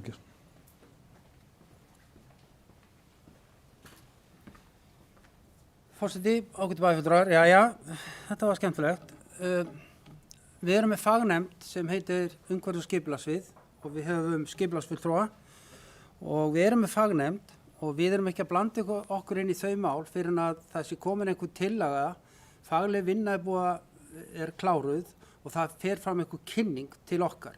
Ég get ekkert sagt teikningarnar af þessu og hvað á að vera þarna fyrir við erum formlega búin að fá þetta í hendurna til að hafa skoðun. Þá getum við sagt nei eða já. En að fara að ræða hérna í bæjarstjórn eitthvað sem enginn okkar veit hvað er verið að hann eða gera nema einhverja sögursagning hvað á að vera. Við erum með fagnefnd til að sinna þessu máli. Það er bara þannig. Og ég held að það sé bara mjög mikilvægt að pólitísk kjörnir bæjarfulltrúar leyfi fagmönnum hjá sveitarfélaginu að vinna sína vinnu eftir þeim reglum sem það gilda hjá sveitarfélaginu. Síðan þegar þeirri vinnu er lokið, eins og gengi var til að vinna saman að einhverjum hugmyndum hvað þetta vera þarna, þá fáum við kynningu því. Og þetta kemur til okkar, þetta verður kynnt síðan fyrst í ráðinu og síðan kemur þetta til bæjarstjórnar. Þar höfum við skoðun á málinu, en að blanda okkur inn í eitthvað sem við höfum engin gögnum, finnst mér bara alls ekki tíðanfært. Þetta ánáttúrulega bæjarfulltrúinn að vita sem við erum búin að vera lengi í pólitík, að við leyfum fagfólkin okkar og ráðunum að vinna vinnunum sína, þangað til að verkinu kemur til okkar. Við síðan höfnum eða samþykjum. Við höfum að meta það og virða þann rétt þeirra að vinna vinnunum sína áður en við fyrir að skipta okkur að því. Baldur Guðmundsson.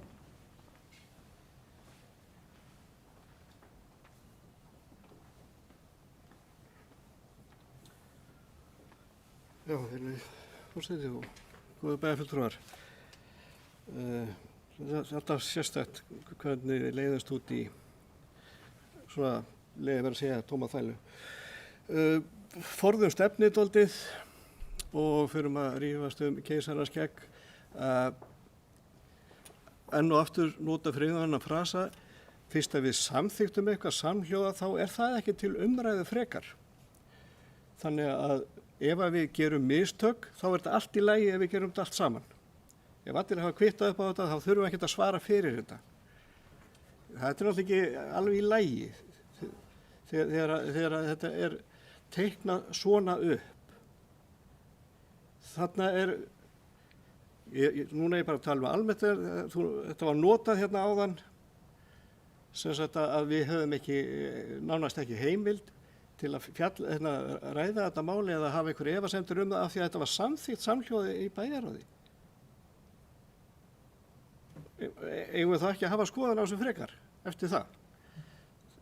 Þetta ekki í lagi svona. Hérna verið að leggja fram teikningar og að það sé eitthvað að því að við höfum einhverjar skoðanir, viljum skoða þetta, varpa fram spurningum þessar hugmyndir sem koma fram. Ég get rétt ímyndað mér, ef við höfum ekki sagt neitt, svo þetta komið til afgreiðslu og þá höfum við gert athugasemdir, þá var sagt, þið gerðu engar athugasemdir þegar við lögðum þetta fram. Hvaða rugl var það? Af hverju gerðu engar athugasemdir þá? Ég bara næði þessu ekki. Af hverju má ekki ræða málið? Ég bara skil þetta ekki. Ég held við værum hérna í bæjarstjórn til að ræða málin, til að skoða hugmyndir sem eru lagðar fram. Ég er ekki orðlaus en ég með fullt af orðum til að henda fram hérna en þetta skil ég ekki að ef maður vill ræða hlutina þá er maður alltaf rekinn í sætið, þú búin að samþykkja þetta.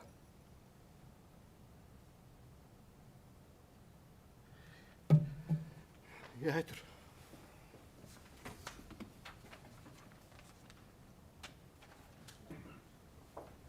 Friðjón Einarsson, gerðu svo vel.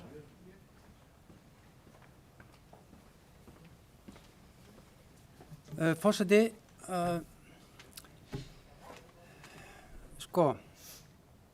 það sem ég að segja hérna má bæjarfulltrúinn hártoga á alla og enda og kanta að hann megi ekki hafa skoðun. Það hef ég aldrei sagt, aldrei. Ég sagði, látum fagfólki vinna sína vinnu eftir þeim ferlum sem við höfum samþykkt í stjórnsýslu Reykjanesbæjar. Það það sem ég að segja. Og stjórnsýslan þannig, ef bæjarfulltrúinn ekki með það á hreinu, að þarna á eftir að fara hann deiluskipulagsvinna og samþykkja teikningar af fyrirhugum byggingum, það ekki komið að því. Ráðið ennþá að vinna í þessu. Og þangað til að ráðið og fulltrúar okkar klára sitt mál, þá hefur að leyfa að gera þá vinnu sjálfir. Að fara að ræða hérna eitthvað sem einhver segir eitthvað séð, hugsanlega þetta eða hitt, finnst við bara ekki við hæfi. Við höfum bara virða þar leikreglur sem eru í gildi. Bæjarfulltrúinn má hafa alla þá skoðun sem að vill á þessu máli þegar kemur inn í bæjarstjórn. Hann má dansa og syngja og kalla með öllum nöfnum. Ég bara að segja það, virðum stjórnsýsluna. Það ekki hægt að koma hérna upp og fara að tala um eitthvað mál sem einhver nefnd ekki búin að skila af sér. Það kemur fram í fundarkerfinu, þetta lagt fram, það engin atkvæðagreiðsla, það engin niðurstaða. Það verður að láta ykkur vita hvað að gerast. Ég hef ekki séð þessa teikninga formlega. Þannig að ég ekki að banna neinu bæjarfulltrúa að hafa skoðun eða leyfi til að hrópa hérna upp í pontu og reyna að gera eitthvað lítið úr því sem ég að segja. Það er bara að leyfum stjórnsýsluna að fungera. Reynum það.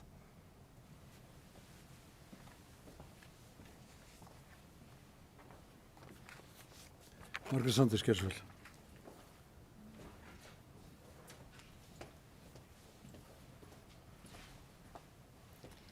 Forseti, bæjarfulltrúar, góði gestir. Þetta lagt fram og það hárrétt og ég treysti fullkomlega umhverfis- og skipulagssviði til að vinna þetta áfram.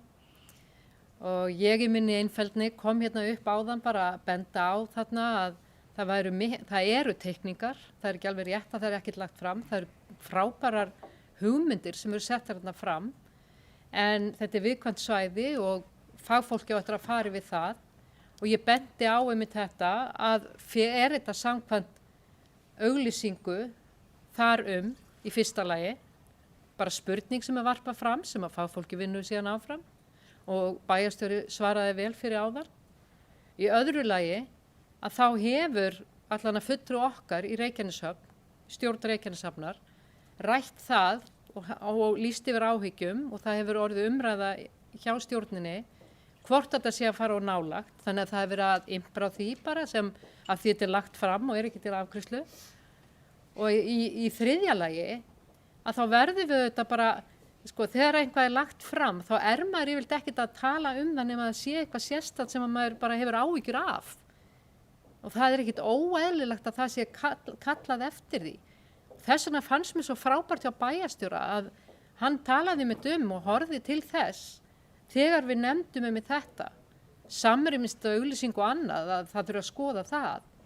Þannig að það var ekkert annað. En aðalatriðið finnst okkur og mér vera að ég komi hérna upp og leiðrétti að það er engin gögn núna. Það er ákveðnar hugmyndir en það er ekki búið að samþykkja neitt. Það er ekkert verið að segja að þið meirihluti sé að hyggla einhverjum. Það er ekkert verið að tala þetta í pólitískum tilgangi. Þannig að mér finnst bara dálítið broslegt að ég sé eitthvað að karpa við meirihluta eða minnihluta á móti meirihluta. Við erum bara í sama liði hérna. Þetta er mjög áhugavert. En það eru ákveðnir hluti sem við þurfum að skoða betur. Vonandi verður punktur hér á eftir.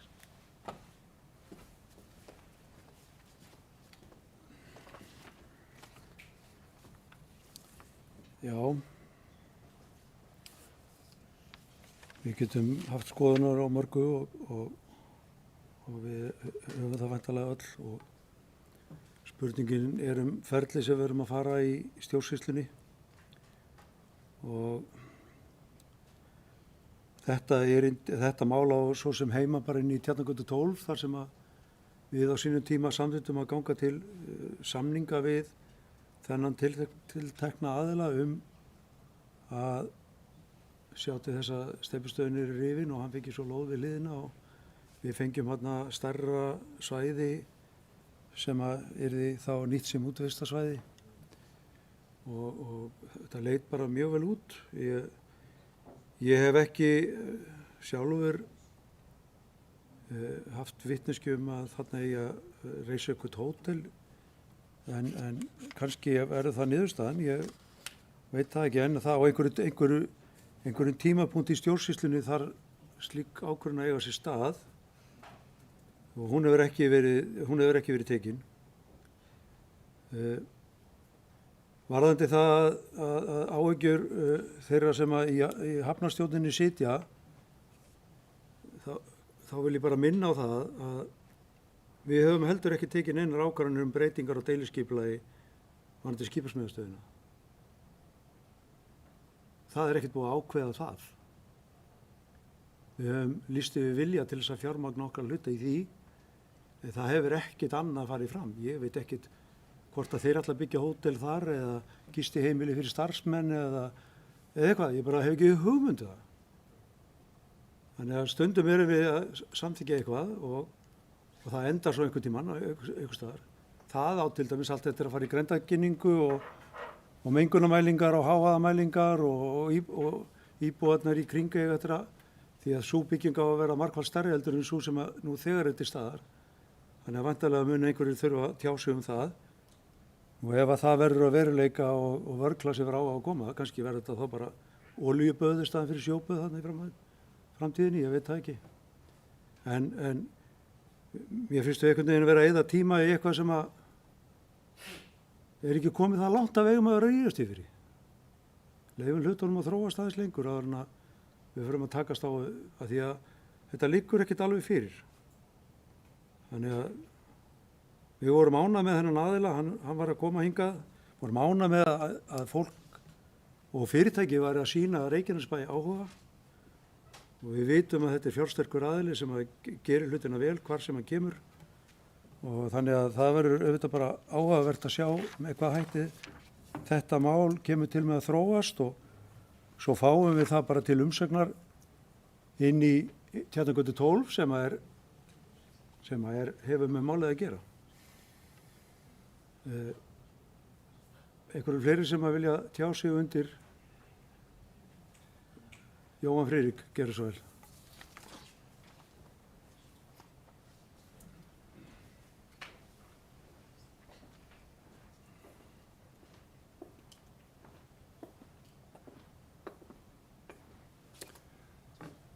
Forseti, ágætu bæjarfulltrúar. Ég vill nú slá annan tón í þessa kannski annars þörfu umræðu. Þarna atvinnuuppbyggingu að ræða. Virkilega ánægjulegt að sjá þegar menn leggja fram ýmsar hugmyndir á þessu stígi, gagnvart þessu svæði. Mikið fagnaðarefni. Og vonandi bara verður uppbygging þarna blómleg, fjölbreytt og að sjálfsögðu í sátt við umhverfið. Þannig að ég held að það sé nú það sem að ég vonast eftir að fá hérna í bæjarstjórn og endanum til mín. Hverja flottar, yfirgripsmiklar hugmyndir það hvernig ég nýta þetta svæði og sjálfsögðu í sátt við bæjarbúa. Ég vil taka undir með Önnu Sigríði bæjarfulltrúa Sjálfstæðisflokksins. Við þurfum auðvitað alltaf að vera vakandi yfir því þegar við erum að byggja upp svæði og sérstaklega ef það uppbyggingu sem kemur til með að þjóna mörgum, að við hugum að innviðunum okkar, vegunum, vegakerfinu, götunum, gangandi vegfærendum, hjólandi vegfærendum og svo framvegis. Og ég set mig ekkert upp á móti því að bæjarfulltrúar komi hér upp og ræði einhverjar óljósar hugmyndir. Mér finnst það svo sem allt í góðu. En eins og bæjarfulltrúi Friðjón Einarsson benti á, þá eru þetta algjör frumdrög sem að þarna eru lögð fram. Og þess vegna furða ég mig á málflutningi Margrétar Sanders, bæjarfulltrúa Sjálfstæðisflokksins, þar sem hún kemur hérna upp og fer mikinn og svona reynir að gera málið einhvern veginn tortryggið. Ég hvet bæjarfulltrúan til þess að koma bara með beina spurningar sem að sveitarfélagið getur svarað. Ef það er eitthvað í þessu ferli sem að hún er ekki viss á. Ég held að það sé mjög gott. Sjálfstæðisflokkurinn hefur gert það áður og aðrir flokkar hér í bæjarstjórn og því hefur verið skilmerkilega svarað. Það er erfitt þegar er verið að beina svona óljósum spurningum bæði til embættismanna og ekki síst bæjarfulltrúa. En það verður þó að taka og gefinni hrós að hún nefndi bæði dýragarð og verslunarmiðstöð í sínu máli.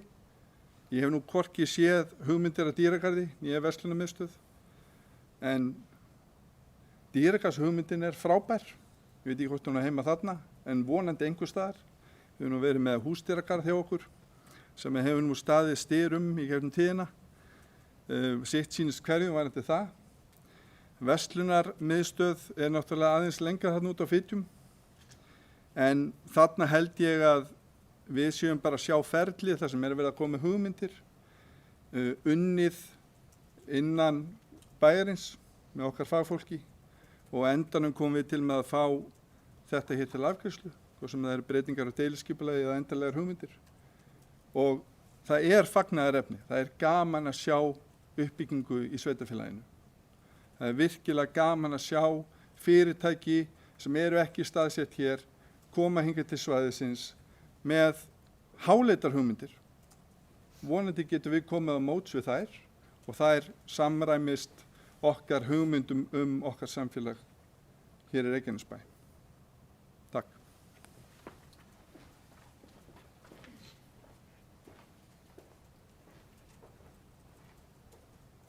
Margrét Sanders gerði svo vel.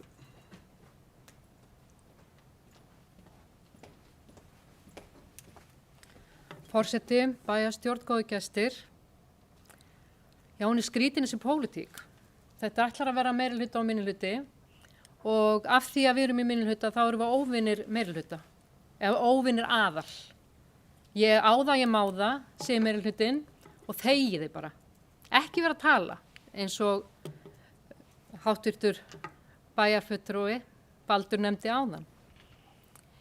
Ég hrósaði áðan bæjarstjóra fyrir að svara akkurat því sem ég var að tala áðan, vegna þess að hann kom upp eftir mína ræðu, eftir mína spurningu sem að hann skildi allavega og sagði að það þyrfti að skoða þetta.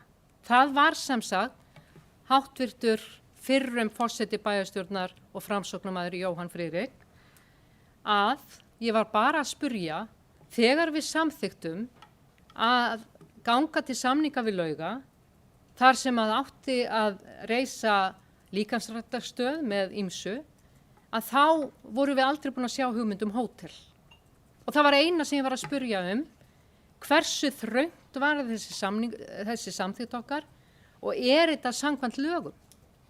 Nei, við erum ekki aðal, við erum bara vesall minnihluti, þannig að fyrirgefið að ég hafi spurt.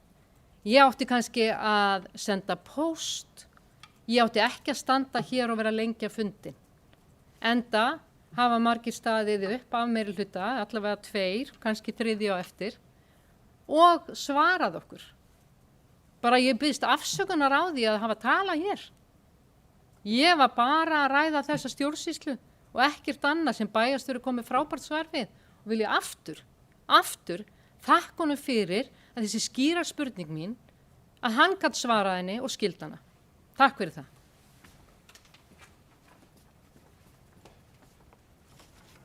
Jóhann Friðrik Geirsson.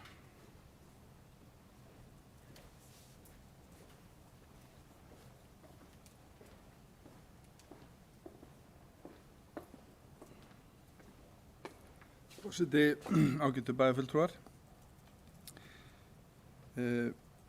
Þegar ég var hér forseti bæjarstjórnar þá brýndi ég bæjarfulltrúa til þess að hafa skoðanir hér í pontu. Og ég sagði það sérstaklega í ræðu minni hér áðan að mér finnst ekkert sjálfsagðara heldur en að ræða þessa hluti og flesta aðra sem að bænum snúa. Þannig að svo ég leiðrétti nú Margréti Sanders bæjarfulltrúa varandi það. En ég furða mig á þessum fórnarlambagýr sem að heyrist frá minnihlutanum þegar það er verið að ræða málin. Akkur ég nefndi ekkert hér meirihluta minnihluta eða einhverja sérstakar pólitík. Alls ekki. Ég bara fagna því að sé hægt að tala á mannamáli hér í pontu bæjarstjórnar. Til þess hún. Þannig að bæjarfulltrúar þurfa alls ekki að fá á sig einhvers konar sjokk ef að meirihlutin kemur hér upp og vill ræða málin sem að minnihluti eða meirihluti hefur frumkvæðið því að ræða. Það er ekkert eðlilegt. Og vegna þess að bæjarfulltrúi Margrét Þórarinsdóttir, fyrirgefðu Margrét Sanders, nefnir hér pólitík. Ég er í pólitík. Hefur einhver verið að velkjast í vafa það? Að ég er bæjarfulltrúi Framsóknarflokksins? Mér finnst afskaplega gaman í pólitík. Mér finnst gaman að vinna fyrir sveitarfélagið mitt. Mér finnst gaman að takast á við minnihluta og stundum félaga mína í meirihluta pólitík. Ég bara fagna því. Finnst það bara fínt. Vegna þess að pólitík er allstaðar. Hún er ekki bara í bæjarstjórn. Hún er út allt. Og akkur er reyna að búa það til sem einhverja grílu. Við erum hér kosin af bæjarbúum til þess að hafa skoðun þeirra málefni. Og það er pólitískt. Við höfum ákveðnar skoðanir. Það er bara gott. Og ég held að við eigum ekki að fara niður þann stíg að þor ekki að taka umræðuna. Eða láta það eitthvað koma sér óvart. Ef einhver kemur og svarar eða hefur aðra skoðun eða er bara að ræða málin almennt. Mér finnst það bara fínt. Ég trúi því að bæjarbúar hafi einmitt kosið okkur til þess að hafa skoðanir. Bæði á hvers konar ferli málin fari í, hvers konar hugmyndir koma hér upp og hvernig bærin okkar þróast. Mér finnst það bara fínt og mér finnst það skemmtilegt. Og ég veit það að bæjarfulltrúar minnihlutans og meirihlutans eru flestir, ef ekki allir, sammála mér. Baldur Guðmundsson.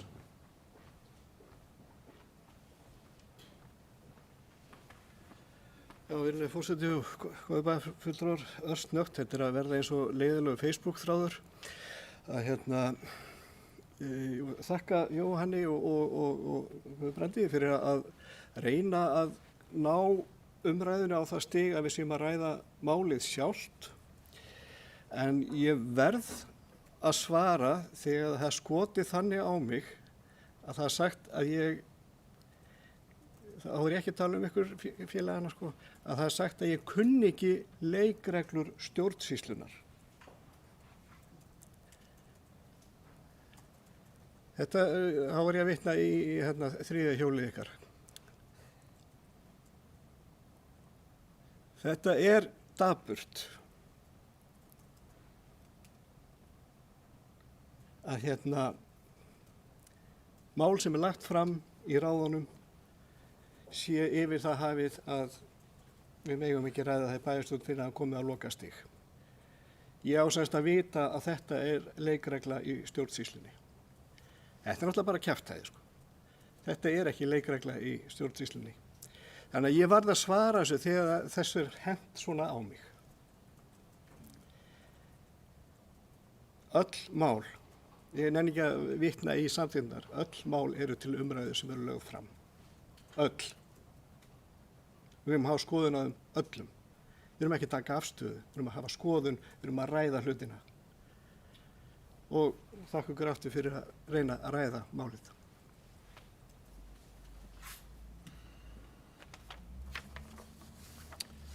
Já, þá held ég að þessi umræða sé til enda runnin og ég ætla að leyfa mér að bera upp þessa fundargerð til afgreiðslu.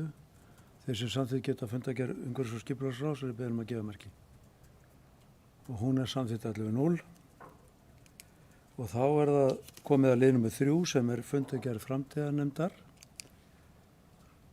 Styrmi Gauti Gerðsvel.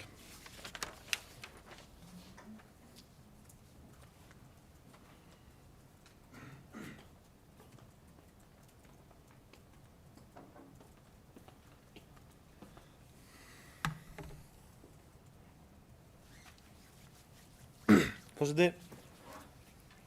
ég kem hérna upp undir lið 2 sem er Betri Reykjanesbær, framkvæmd hugmyndasöfnunar.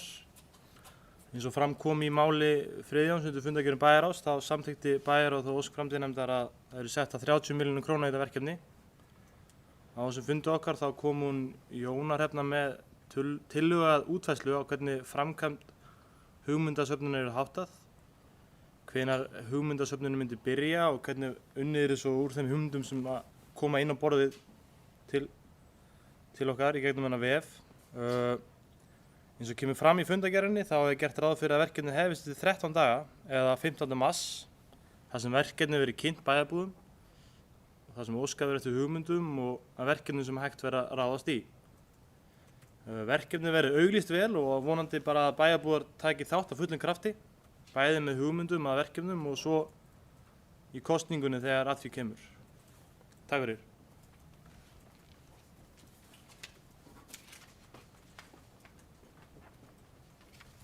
Takk fyrir þetta. Það hafa ekki fleiri hvassir ljós.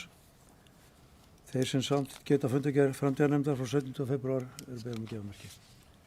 Hún er samþykkt 11.0 og þá er það fundargerð stjórnar Reykjaneshafnar frá 18. febrúar. Orðið er laust. Það er enginn sem kveður sér hljóðs. Þeir sem samþykkt geta fundargerð stjórnar Reykjaneshafnar eru beðin að gefa merki. Hún er samþykkt 11.0 og þá er það fundargerð menningar og atvinnuráðs frá 19. febrúar. Þetta er 5. liður. Anna Sigríður Gerðsvel.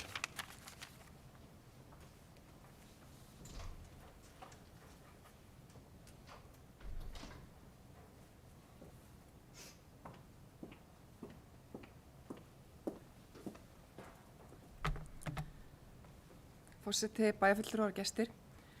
Já, ég kem hérna undir máli 2 og 3 eiginlega saman. Númer 2 er atvinnumál og númer 3 eru atvinnuleysistölur. Á fundin mætti Sigurgestur Guðlaugsson, verkefna á atvinnu- og viðskiptaþróunarstjóri sem fóru við stöðun á ýmsu verkum sem eru undirbúningi. Þarna hefði ég viljað fá góð gögn með þessu máli því að atvinnumáli náttúrulega stærsta máli í Reykjanesbæ og eftir að hafa skoðað undir máli 3 atvinnuleysistölur þá skiptir það náttúrulega mjög miklu máli hvaða hópar það eru sem eru án atvinnu. Er þetta mikið ungt fólk, er þetta mikið konur eða er þetta ákveðni hópar sem að þarf að skoða varðandi atvinnu og á árinu hvort það sé einhver tækifæri og ég bara óska eftir því að gögn sem koma fram á fundum eins og ég er ekki í þessu ráði að þau séu inn á svæðinu svo hægt sé að kynna sér þau verkefni sem að fara af stað og maður sé vel upplýstur einhver atvinnutækifæri og ný verkefni sem verið að fara að kynna. Takk.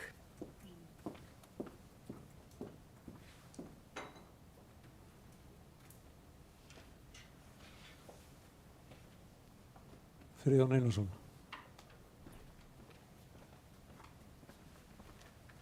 Forseti ágætu bæjarfulltrúar, aðeins vegna orða bæjarfulltrúa. Ég get alveg tekið undir þetta hjá bæjarfulltrúunum en undir liðnum atvinnumál hefur ekki verið til siðs að greina frá því sem þar kemur fram vegna trúnaðar við þá aðila sem við erum að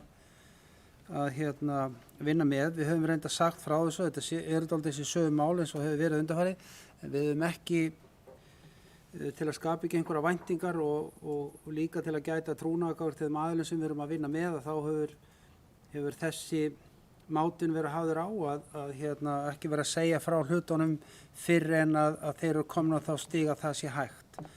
Þess vegna er þetta nú bókað svona. Þessi liður er á öllum fundum, sérstaklega liður atvinnumál, það sem farið vítt og breytt yfir sviðið.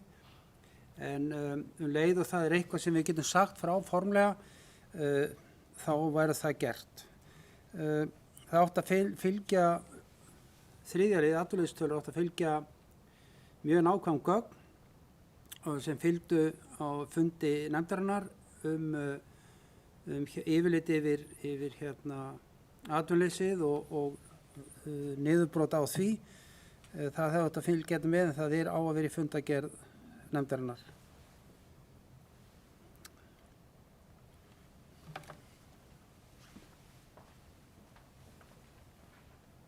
Díana Hilmarsdóttir Geirsdal.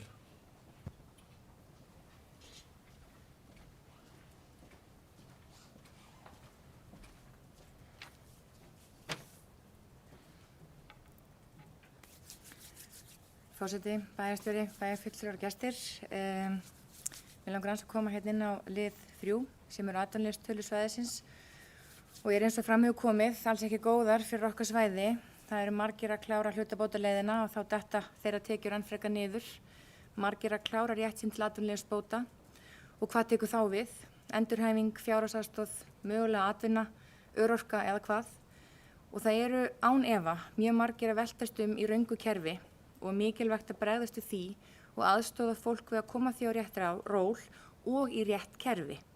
Mér langar að nefna aftur það sem ég kom inn á áðan undir fundagerð bæjarráðs varðandi verkefni bætta þjónustu ríkisins á Suðurnesjum þar sem við þurfum að samþætta þjónustuna á einum stað. Og það skiptir miklu máli að ríki og sveitarfélög taki höndum saman og vinni í sameiningu að bættum hag íbúa og þeirra framtíð. Þegar kerfin tala saman þá verður allt miklu auðveldara og ég þekki það svo vel úr minni eigin vinnu. Og við erum náttúrulega öll að vona að með bólusetningunni við COVID-19 að við getum farið að keyra hlutina aftur í gang, ferðaþjónustan fara að lifna meira við, þá fer ákveðin atvinnustarfsemi í gang og störf tengd þeim aukast og það er náttúrulega það sem við viljum. Og það er annað sem ég langar að nefna en það er sumarstörf fyrir framhaldsskóla háskólanema sem að bæjarfulltrúi Jóhann Friðrik kom aðeins inn á áðan og þeir eru án efa farnir af stað að skoða hvort að þeir fá einhver störf í sumar og við þurfum að vera tilbúin og svipaður aðgerðapakki eins og í fyrra þegar að það voru 300 störf í boði fyrir námsmenn er þarfur og við búum að reynslunni síðan senasta sumar og við getum basically gert copy-paste við mörg störf og það er mikilvægt að við hugum að þessu. Svo náttúrulega nýbúið að vera í fréttum að nú þurfa stór fyrirtæki að flytja starfsemi sína frá Ártúnshöfða vegna íbúðabygginga þar og það er að ræða fyrirtæki sem Albyggunastöðina, BM Allá og Steypustöðina sem eru að vinna í því að skoða hvert best sé að flytja sína starfsemi og þetta eru sóknarfæri fyrir Suðurnesin og við eigum ekki að láta þessi tækifæri fram hjá okkur fara. Svo langum aðeins að koma inn á lið 6 sem er skýrsla aðventugarðinn sem var á torginu hjá okkur í desember og vakti gríðarlega lukku og kátínu hjá íbúum og fór fram úr björtustu vonum, mínum allavega. Og þetta er mjög, skýrslan sem fylgir með þessu máli er mjög vönduð og vel unnin sem ég á eftir að rýna mun betur í. Ég sá ógrunni af hugmyndum og tillögum í henni sem við getum nýtt okkur til að horfa til næstu jóla með. Og ég vona svo sannarlega að aðventugarðurinn fái tækifæri til þess að þróast og vaksa ár frá ári og það væri gjörsamlega frábært að geta gert þetta bara föstum lið í samfélaginu okkar. Og svo að lokum langum aðeins að koma inn á lið 12 sem er leiksýning Leikfélags Keflavíkur beint í æð. Ég fór og sá þessa sýningu og hún er gjörsamlega frábær og það var ótrúlega gott að komast út á meðal fólks og kýtla magavöðvana aðeins. Mér minnir að séu 5 sýningar eftir. Og ég hvet fólk sem er ekki búið að fara að sjá að fjárfesta í miða og skella sér á hana. Takk fyrir.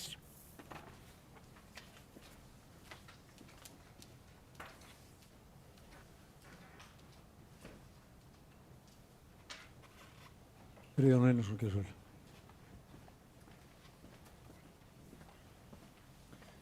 Forseti, bæjarfulltrúar, mig langar að benda á að á síðasta fundi nefndarinnar voru lögð fram gögn, einmitt það sem þessum spurningum er svara sem bæjarfulltrúi Anna Sigríður óskar eftir.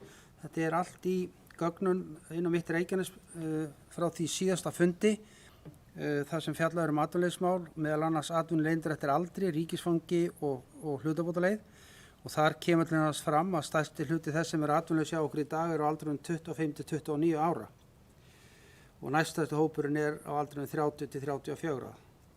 Þannig að þessar upplýsingar eru allar til í skjalinu sem útboðið var eftir fundin og fyrirgefið fyrir fundin og er inn á mitt Reykjanes í fundagögnunum. Það er þannig aðeins varðandi atvinnumálin að það hefur verið rætt í bæjarstjórn nokkur mál sem við höfum verið að fjalla undanfarið eins og fiskildismál og sjókvíeldi og hugsanlega einhverja breytingar á fyrirtækjum í Helguvík. Ég vona að það er eitthvað sem við getum rætt betur síðar en á meðan að þetta er á þeim stað núna að vera trúnaðarmál og þá því miður getum við ekki sagt frá því enn svo komið er. Takk fyrir. Takk fyrir Anna Sigríður Jóhannsdóttir.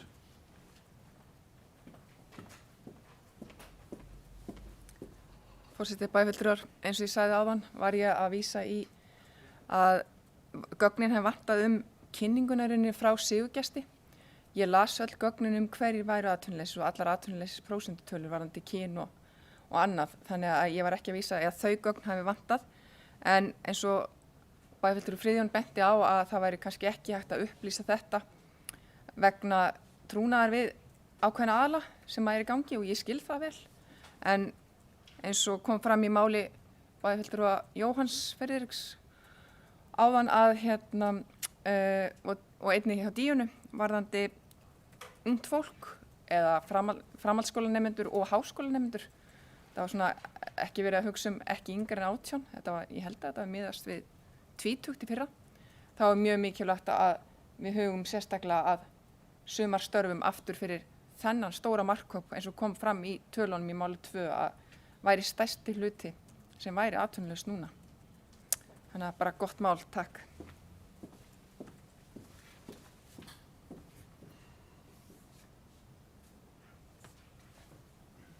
Jóhann Friðrik Björnsson.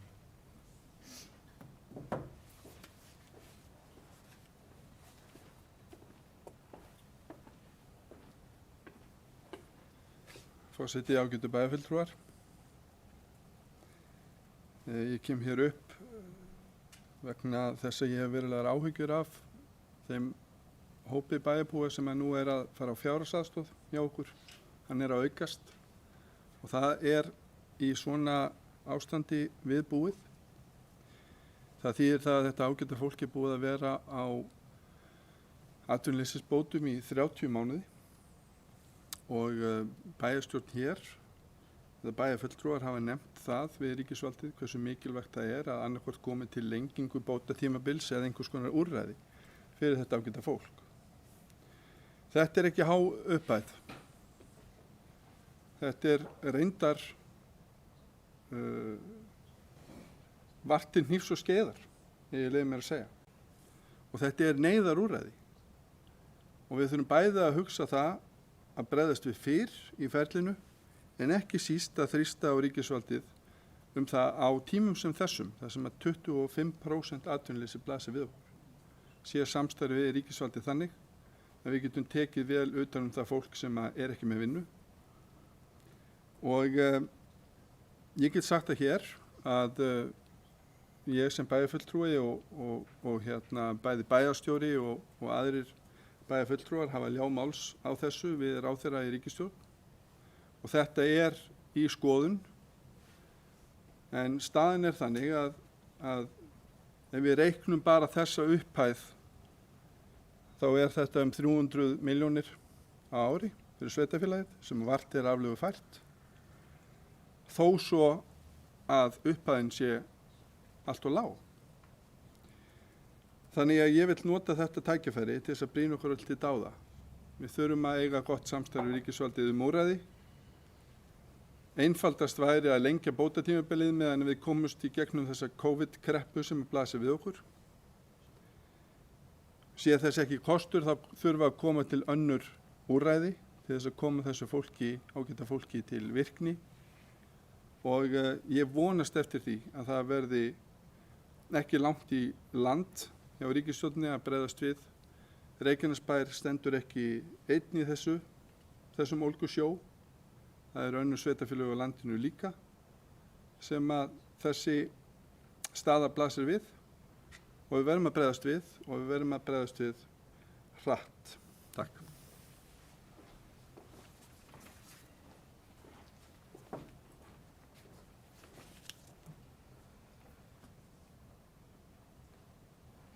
Takk fyrir þetta. Ég mig langar til að upplýsa bæjarfulltrúum allavega þá bæjarfulltrúana sem ekki eru í bæjarráði að fyrsta mál á dagskrá bæjarráðs á 50 eru atvinnumál og við erum að fá gesti inn á þann fund sem eru forstjóri Vinnumálastofnunar, forstöðumaður Vinnumálastofnunar hér á Suðurnesjum, sviðsstjóri velferðarsviðs og forstöðumaður Súlunar og verkefnastjóri atvinnu og viðskiptaþróunar til þess að fara yfir með bæjarráðsfólki, fara yfir stöðuna eins og hún lítur út hjá þeim. Ég vil líka taka undir áhyggjur fólks af þeim fjölda sem að gæti verið að enda núna á fjárhagsaðstoð vegna þeirra stöðu sem fólk er í og mér þykir sérstök þessi tregða sem að hefur verið hjá ríkisstjórn að lengja bótatímabilið í það minnsta tímabundið. Þetta er nú með stysta bótatímabili sem að hefur verið bara langa hríð, 30 mánuðir.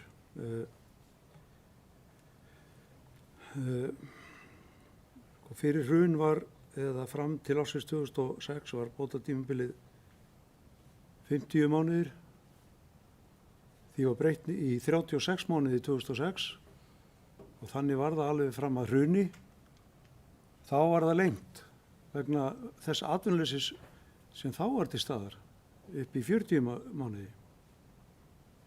En einhverju hluta vegna í mesta atvinnuleysi sögunar þá er einhver tregða að breyta þessu úr 30 mánuðum þá í það minnsta 36 eins og það var þegar hrunið hófst 2008.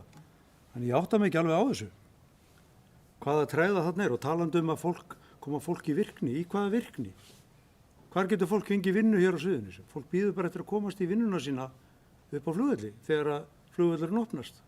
Þanga fara allir þegar að flugvellurinn opnast. Þannig að ég átta mig ekki alveg á þessari tregðu og það að fjárhagsaðstoð sveitarfélaga eigi að vera nýtt í að sinna atvinnulausu fólki finnst mér skrítið. Vegna þess að fjárhagsaðstoð sveitarfélaga á að vera til þess að sinna fólki sem að getur ekki séð sjálfum sér farborða. Vissulega getur ekki séð þeir farborðaði og atvinnulaus, en við erum með svokallaðan atvinnulaustryggingasjóð sem á að sinna fólki sem atvinnulaust. Og sá sjóður var nú ansi gildur, en við einhverjar aðstæður ákvað ríkisstjórn að taka alla þessa sértekjur sem lágu vísvegar inn í ríkissjóðinn og svo því bara úthlutað á fjárlögum hvers árs. En atvinnulausir hafi verið að taka tryggingagjald af fyrirtækjum og í raun og veru það er hluti af launatengdum gjöldum sem að verður til vegna vinnufólks. Þá ætti sá sjóður, atvinnuleysis tryggingasjóður, að taka við og grípa fólk sem verður atvinnulaust. Þannig ég skil ekki þessa tregðu, ég átta mig ekki á henni. En ég mun halda áfram að tala það að það þurfa að leysa bótatímabilið til þess að bregðast við þessu vanda sem að nú er, og þessi vandi mun leysast að sjálfu sér. Hann mun leysast að sjálfu sér. Við vorum komið með atvinnuleysi hér niður fyrir 2% fyrir 10 árum síðan. Þannig að við erum búin að tífalda atvinnuleysi núna. Bara vegna þess að flugvöllurinn lokaði. Ekki út af neinu öðru. Þannig að vonandi sér ríkisstjórnin að sér og að því að þetta er í raun og veru, þó þetta sé almenn aðgerð, þá mun hún hjálpa Suðurnesjunum mest allra. Og þeim kannski hreppum eða litlum sveitarfélögum út á landi sem byggðu aðkomu sína á ferðamennsku. Þannig að ég fatt ekki á hverju að það sé verið að leita einhverjum virkni úrræðum fyrir þennan hóp. Þetta er ekki fólk sem vill ekki vinna.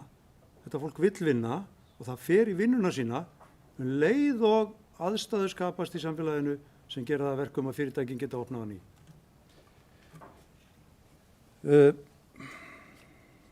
Einhver fleiri sem vil taka til máls undir þessu leið? Nei. Þeir sem samþykkt geta fundargerð menningar og atvinnurás frá 19. febrúar eru beðin um að gefa merki. Sú fundargerð er samþykkt 11.0 og þá er það liður nr. 6 sem er fundargerð barnaverndarnefndar og hún er hér lögð fram án afgreiðslu en að sjálfsögðu til umræðu. Það er enginn sem kveður til ljós og þá er það bara næstu liður sem er liður nr. 7 og síðasti liður á dagskránni sem er sala útlendings EHF svör við þeim fyrirspurnum sem bárust á síðasta fundi og ég ætla að gefa bæjarstjóra orðið.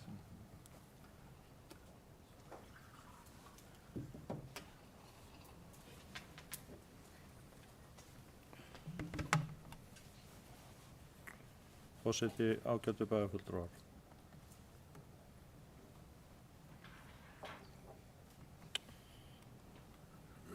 Ég mun hér með leyfi forseta lesa bara upp það sem að í fylgiskjölum fundarboðsins stendur.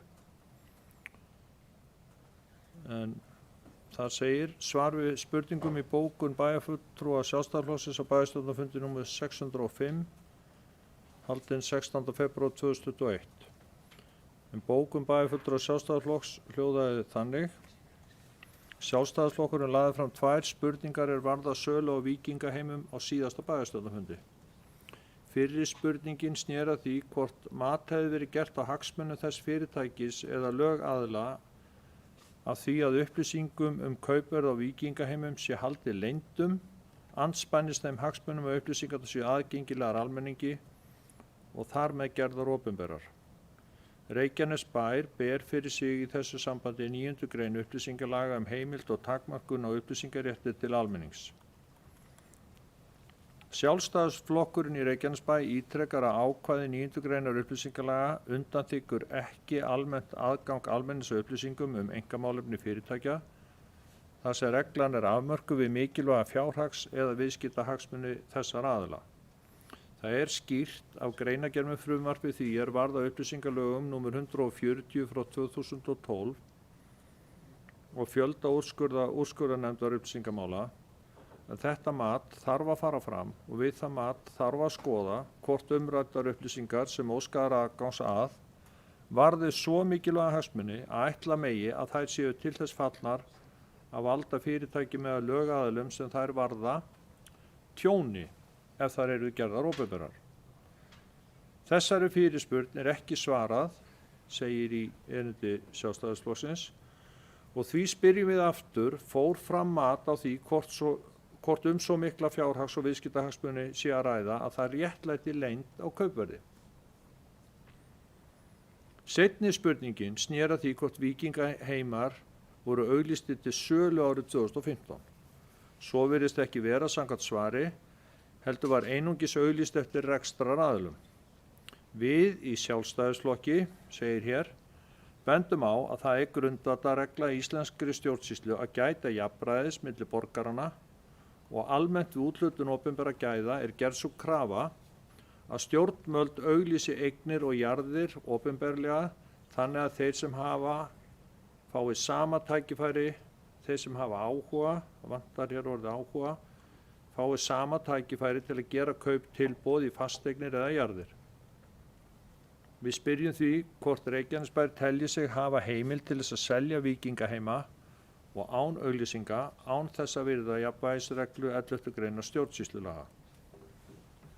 Og þá er það svör við þessum tveimur spurningum. Svar við fyrir spurningunni hljóða svo. Eins og framkom í samantekt starfsmanna sveitarfélagsins við spurningu bæjarfulltrúa Sjálfstæðisflokks á 604. fundi bæjarstjórnar Reykjanesbæjar sem lesin var upp á 605. fundi bæjarstjórnar þann 16. febrúar síðastliðinn, óskaði kaupandi félagsins eftir því við stjórn félagsins að innihald samningana yrði ekki gert opinbert. Stjórn félagsins ákvað að verða við þeirri beiðni. Eins og getur var í fyrra svari hefur stjórn borist beiðni afhendingu kaupsamningsins og hefur hún hafnað þeirri beiðni með vísandi þess að hér er á ferðinni fjárhags- og viðskiptaupplýsingalögaðila samanber 9. grein upplýsingalaga nr. 140 frá 2012. Áður en erindinu var svarað fór fram mat af þeim toga sem vísaði til í fyrirspurn bæjarfulltrúa. Stjórn taldi að á ferðinni væru viðkvæmir fjárhags- og viðskiptahagsmunir kaupandans, enda liggur það í hlutarins eðli að framundan eru viðræður eigandans við lánveitendur og kröfuhafa vegna erfiðrar skuldastöðu félagsins. Þá skal það áréttað að fyrir lá afdráttarlaus afstaða kaupanda að innihaldssamningana yrði ekki gert opinbert. Með vísan til þessa taldi stjórn að hún gæti ekki einhliða aflétt trúnaði. Nú svar við annarri spurningunni, eða seinni spurningunni hljóða svo. Í spurningunni er réttilega að vísa til þeirrar grundvallarreglu í íslenskri stjórnsýslu að gætt sé jafnræðis milli borgaranna við úthlutun opinberra gæða og gerð sú krafa að stjórnvöld auglýsi eignir og jarðir opinberlega. Þess hefur verið vandlega gætt á undanförnum misserum að fasteignir sveitarfélagsins séu auglýstar með áberandi hætti þannig að áhugasömum kaupendum sé gefinn kostur á að gera tilboð. Hér er hins vegar á ferðinni sala á hlutabréfum í einkahlutafélagi sem er dótturfélag einkahlutafélags sem sveitarfélagið er eigandi að. Ákvarðanir stjórnar félagsins sem hélt á seldu hlutafé sölu ber að skoða með hliðsjón af erfiðri fjárhagsstöðu félagsins og alvarlegs skuldavanda. Eins og áður hefur komið fram var það einn af valkostum stjórnar að krefjast gjaldþrotaskipta enda félagið ógjaldfært án frekari lánveitinga af hálfu sveitarfélagsins. Þrátt fyrir framangreinda forsendur sem taka ber með í reikningin, þá telur stjórn að hún hafi uppfyllt skyldu sveitarfélagsins með því að birta áberandi auglýsingu í Víkurfréttum og Fréttablaðinu þar sem óskað var eftir áhugasömum samstarfsaðilum. Sú aðferð og orðalag að auglýsa eftir samstarfsaðilum þar sem hvort tveggja kom til greina að leigja eða selja eignina var ákveðin í samvinnu við þáverandi bæjarlögmann. Reykjanesbær 22. febrúar 2021, Kjartan Már Kjartansson, bæjarstjóri. Svo mörg voru þau orð, virðulegur forseti. Ég loki máli mínu.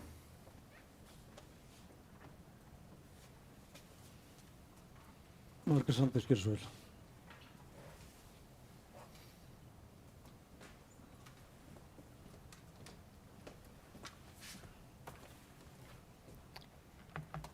Forseti, bæjarfulltrúar, góðir gestir.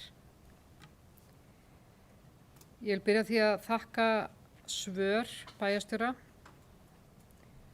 og ég get glatt ykkur með því að við ætlum ekki að bóka frekari spurningar þetta mál. Og það eru 2 atriði sem okkur finnst eðlilegt að komi fram áður við lokum þessu máli. Að það vegna svarana sem að bárust, að þá kemur í fyrstu spurningu þar sem við erum að tala hvort að það hafi farið fram mat samkvæmt upplýsingalögum 9. grein. Og svarið að stjórn taldi að á ferðinni væri viðkvæmi fjárhagslegir viðskiptahagsmunir kaupandans út af slæmi fjárhag og svo framvegis og áréttað að kaupandinn var algjörlega á móti því að opinbera þetta. Við viljum bara ítreka það að matið, það stjórnvaldið sem þarf að fara fram í matið, ekki stjórn og ekki, það þarf að fara alveg formlegt sérstakt mat og það ekki stjórnin sem á að fara með fara fram með þetta mat og það getur aldrei orðið til þess, það skiptir ekki máli hvað kaupandi telur að það ekki að opinbera þessar upplýsingar og ekki staða hans. Þetta eru viðskiptahagsmunir og þó að hann telja þá þarf að fara mat hjá stjórnendum. Í öðru lagi þá svarið varðandi auglýsinguna og þá með leyfi forseta þá les ég stutt úr svarinu og þá niðurlaginu að þar segir að sú aðferð og orðalag að auglýsa eftir samstarfsaðilum þar sem hvort ekki kom til greina að leigja eða selja eignina var ákveðin samvinna við þáverandi bæjarlögmann. Og þar sem að við viljum ítreka þarna af því að það stendur aftur að þetta sé að því að hugmyndi var að leigja eða selja og hafa þetta opið orðalag, þá viljum við ítreka aftur og ekki spyrja því að þetta er bara fínt sko. En það allavega að auglýsingin hljómar svona að Reykjanesbær óskar eftir áhugasömum fjársterkum samstarfsaðilum rekstur Víkingaheima í Reykjanesbæ. Ég aftur undrandi á að það sé svarið að þetta sé opið samstarfsaðilum rekstur Víkingaheima í Reykjanesbæ. Ég skil ekki hvernig það getur verið opið þannig að þetta eigi við að kaupa eða leigja eða selja, segi ég. En aftur þakka fyrir svörin og við teljum að þessu máli sé lokið sjálfu sér frá okkar hendi. Takk.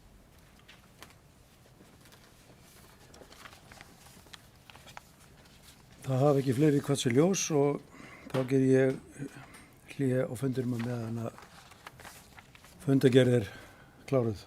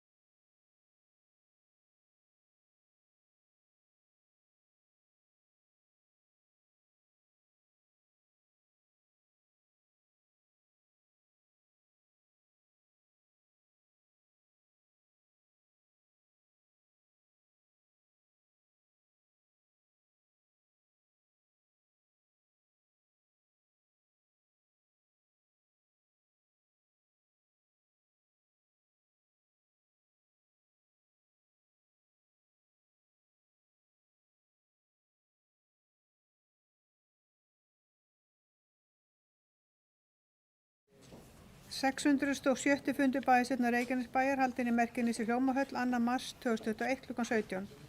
Viðstaddir Anna Sigurður Jóhannesdóttir, Baldur Þ. Guðmundsson, Díana Hilmarsdóttir, Friðjón Einarsson, Guðbrandur Einarsson, Guðni Birna Guðmundsdóttir, Gunnar Þóransson, Jóhann Friðrik Friðriksson, Margreta Sanders, Margrét Þóransdóttir, Styrmi Gauti Fjellsteð, Kjartan Már Kjartansson og forseti var Guðbrandur Einarsson.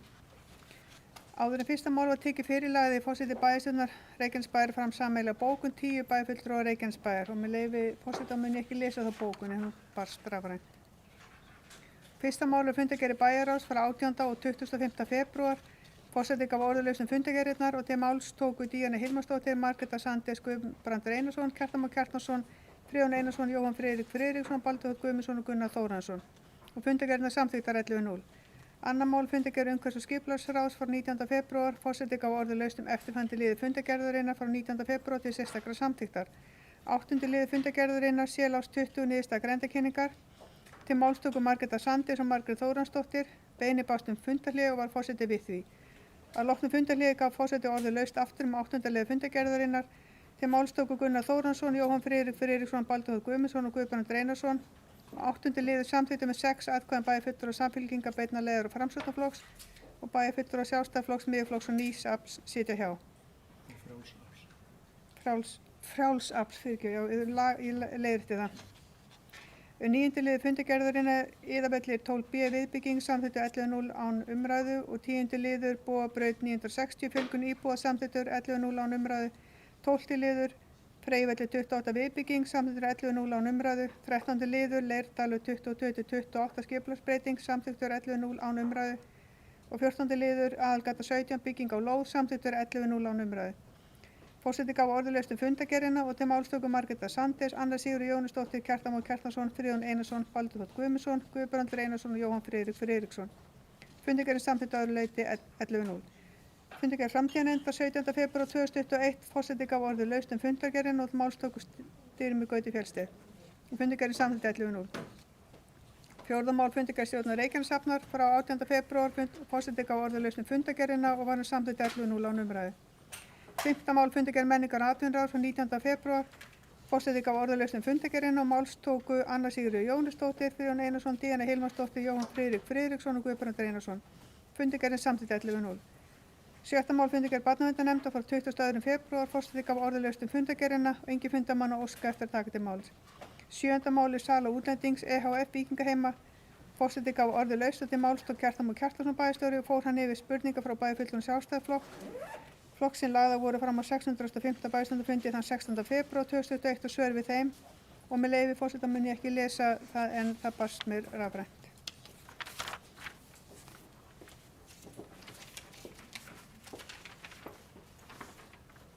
Ágætu bæjarfulltrúar, þeir sem samþykkja þetta fundargerðina eru beðin að gefa merki. Hún er samþykkt 11:0 og verður svo samþykkt með rafrænum hætti og ég segi hér með 607. fundi bæjarstjórnar Reykjanesbæjar hér með slitið.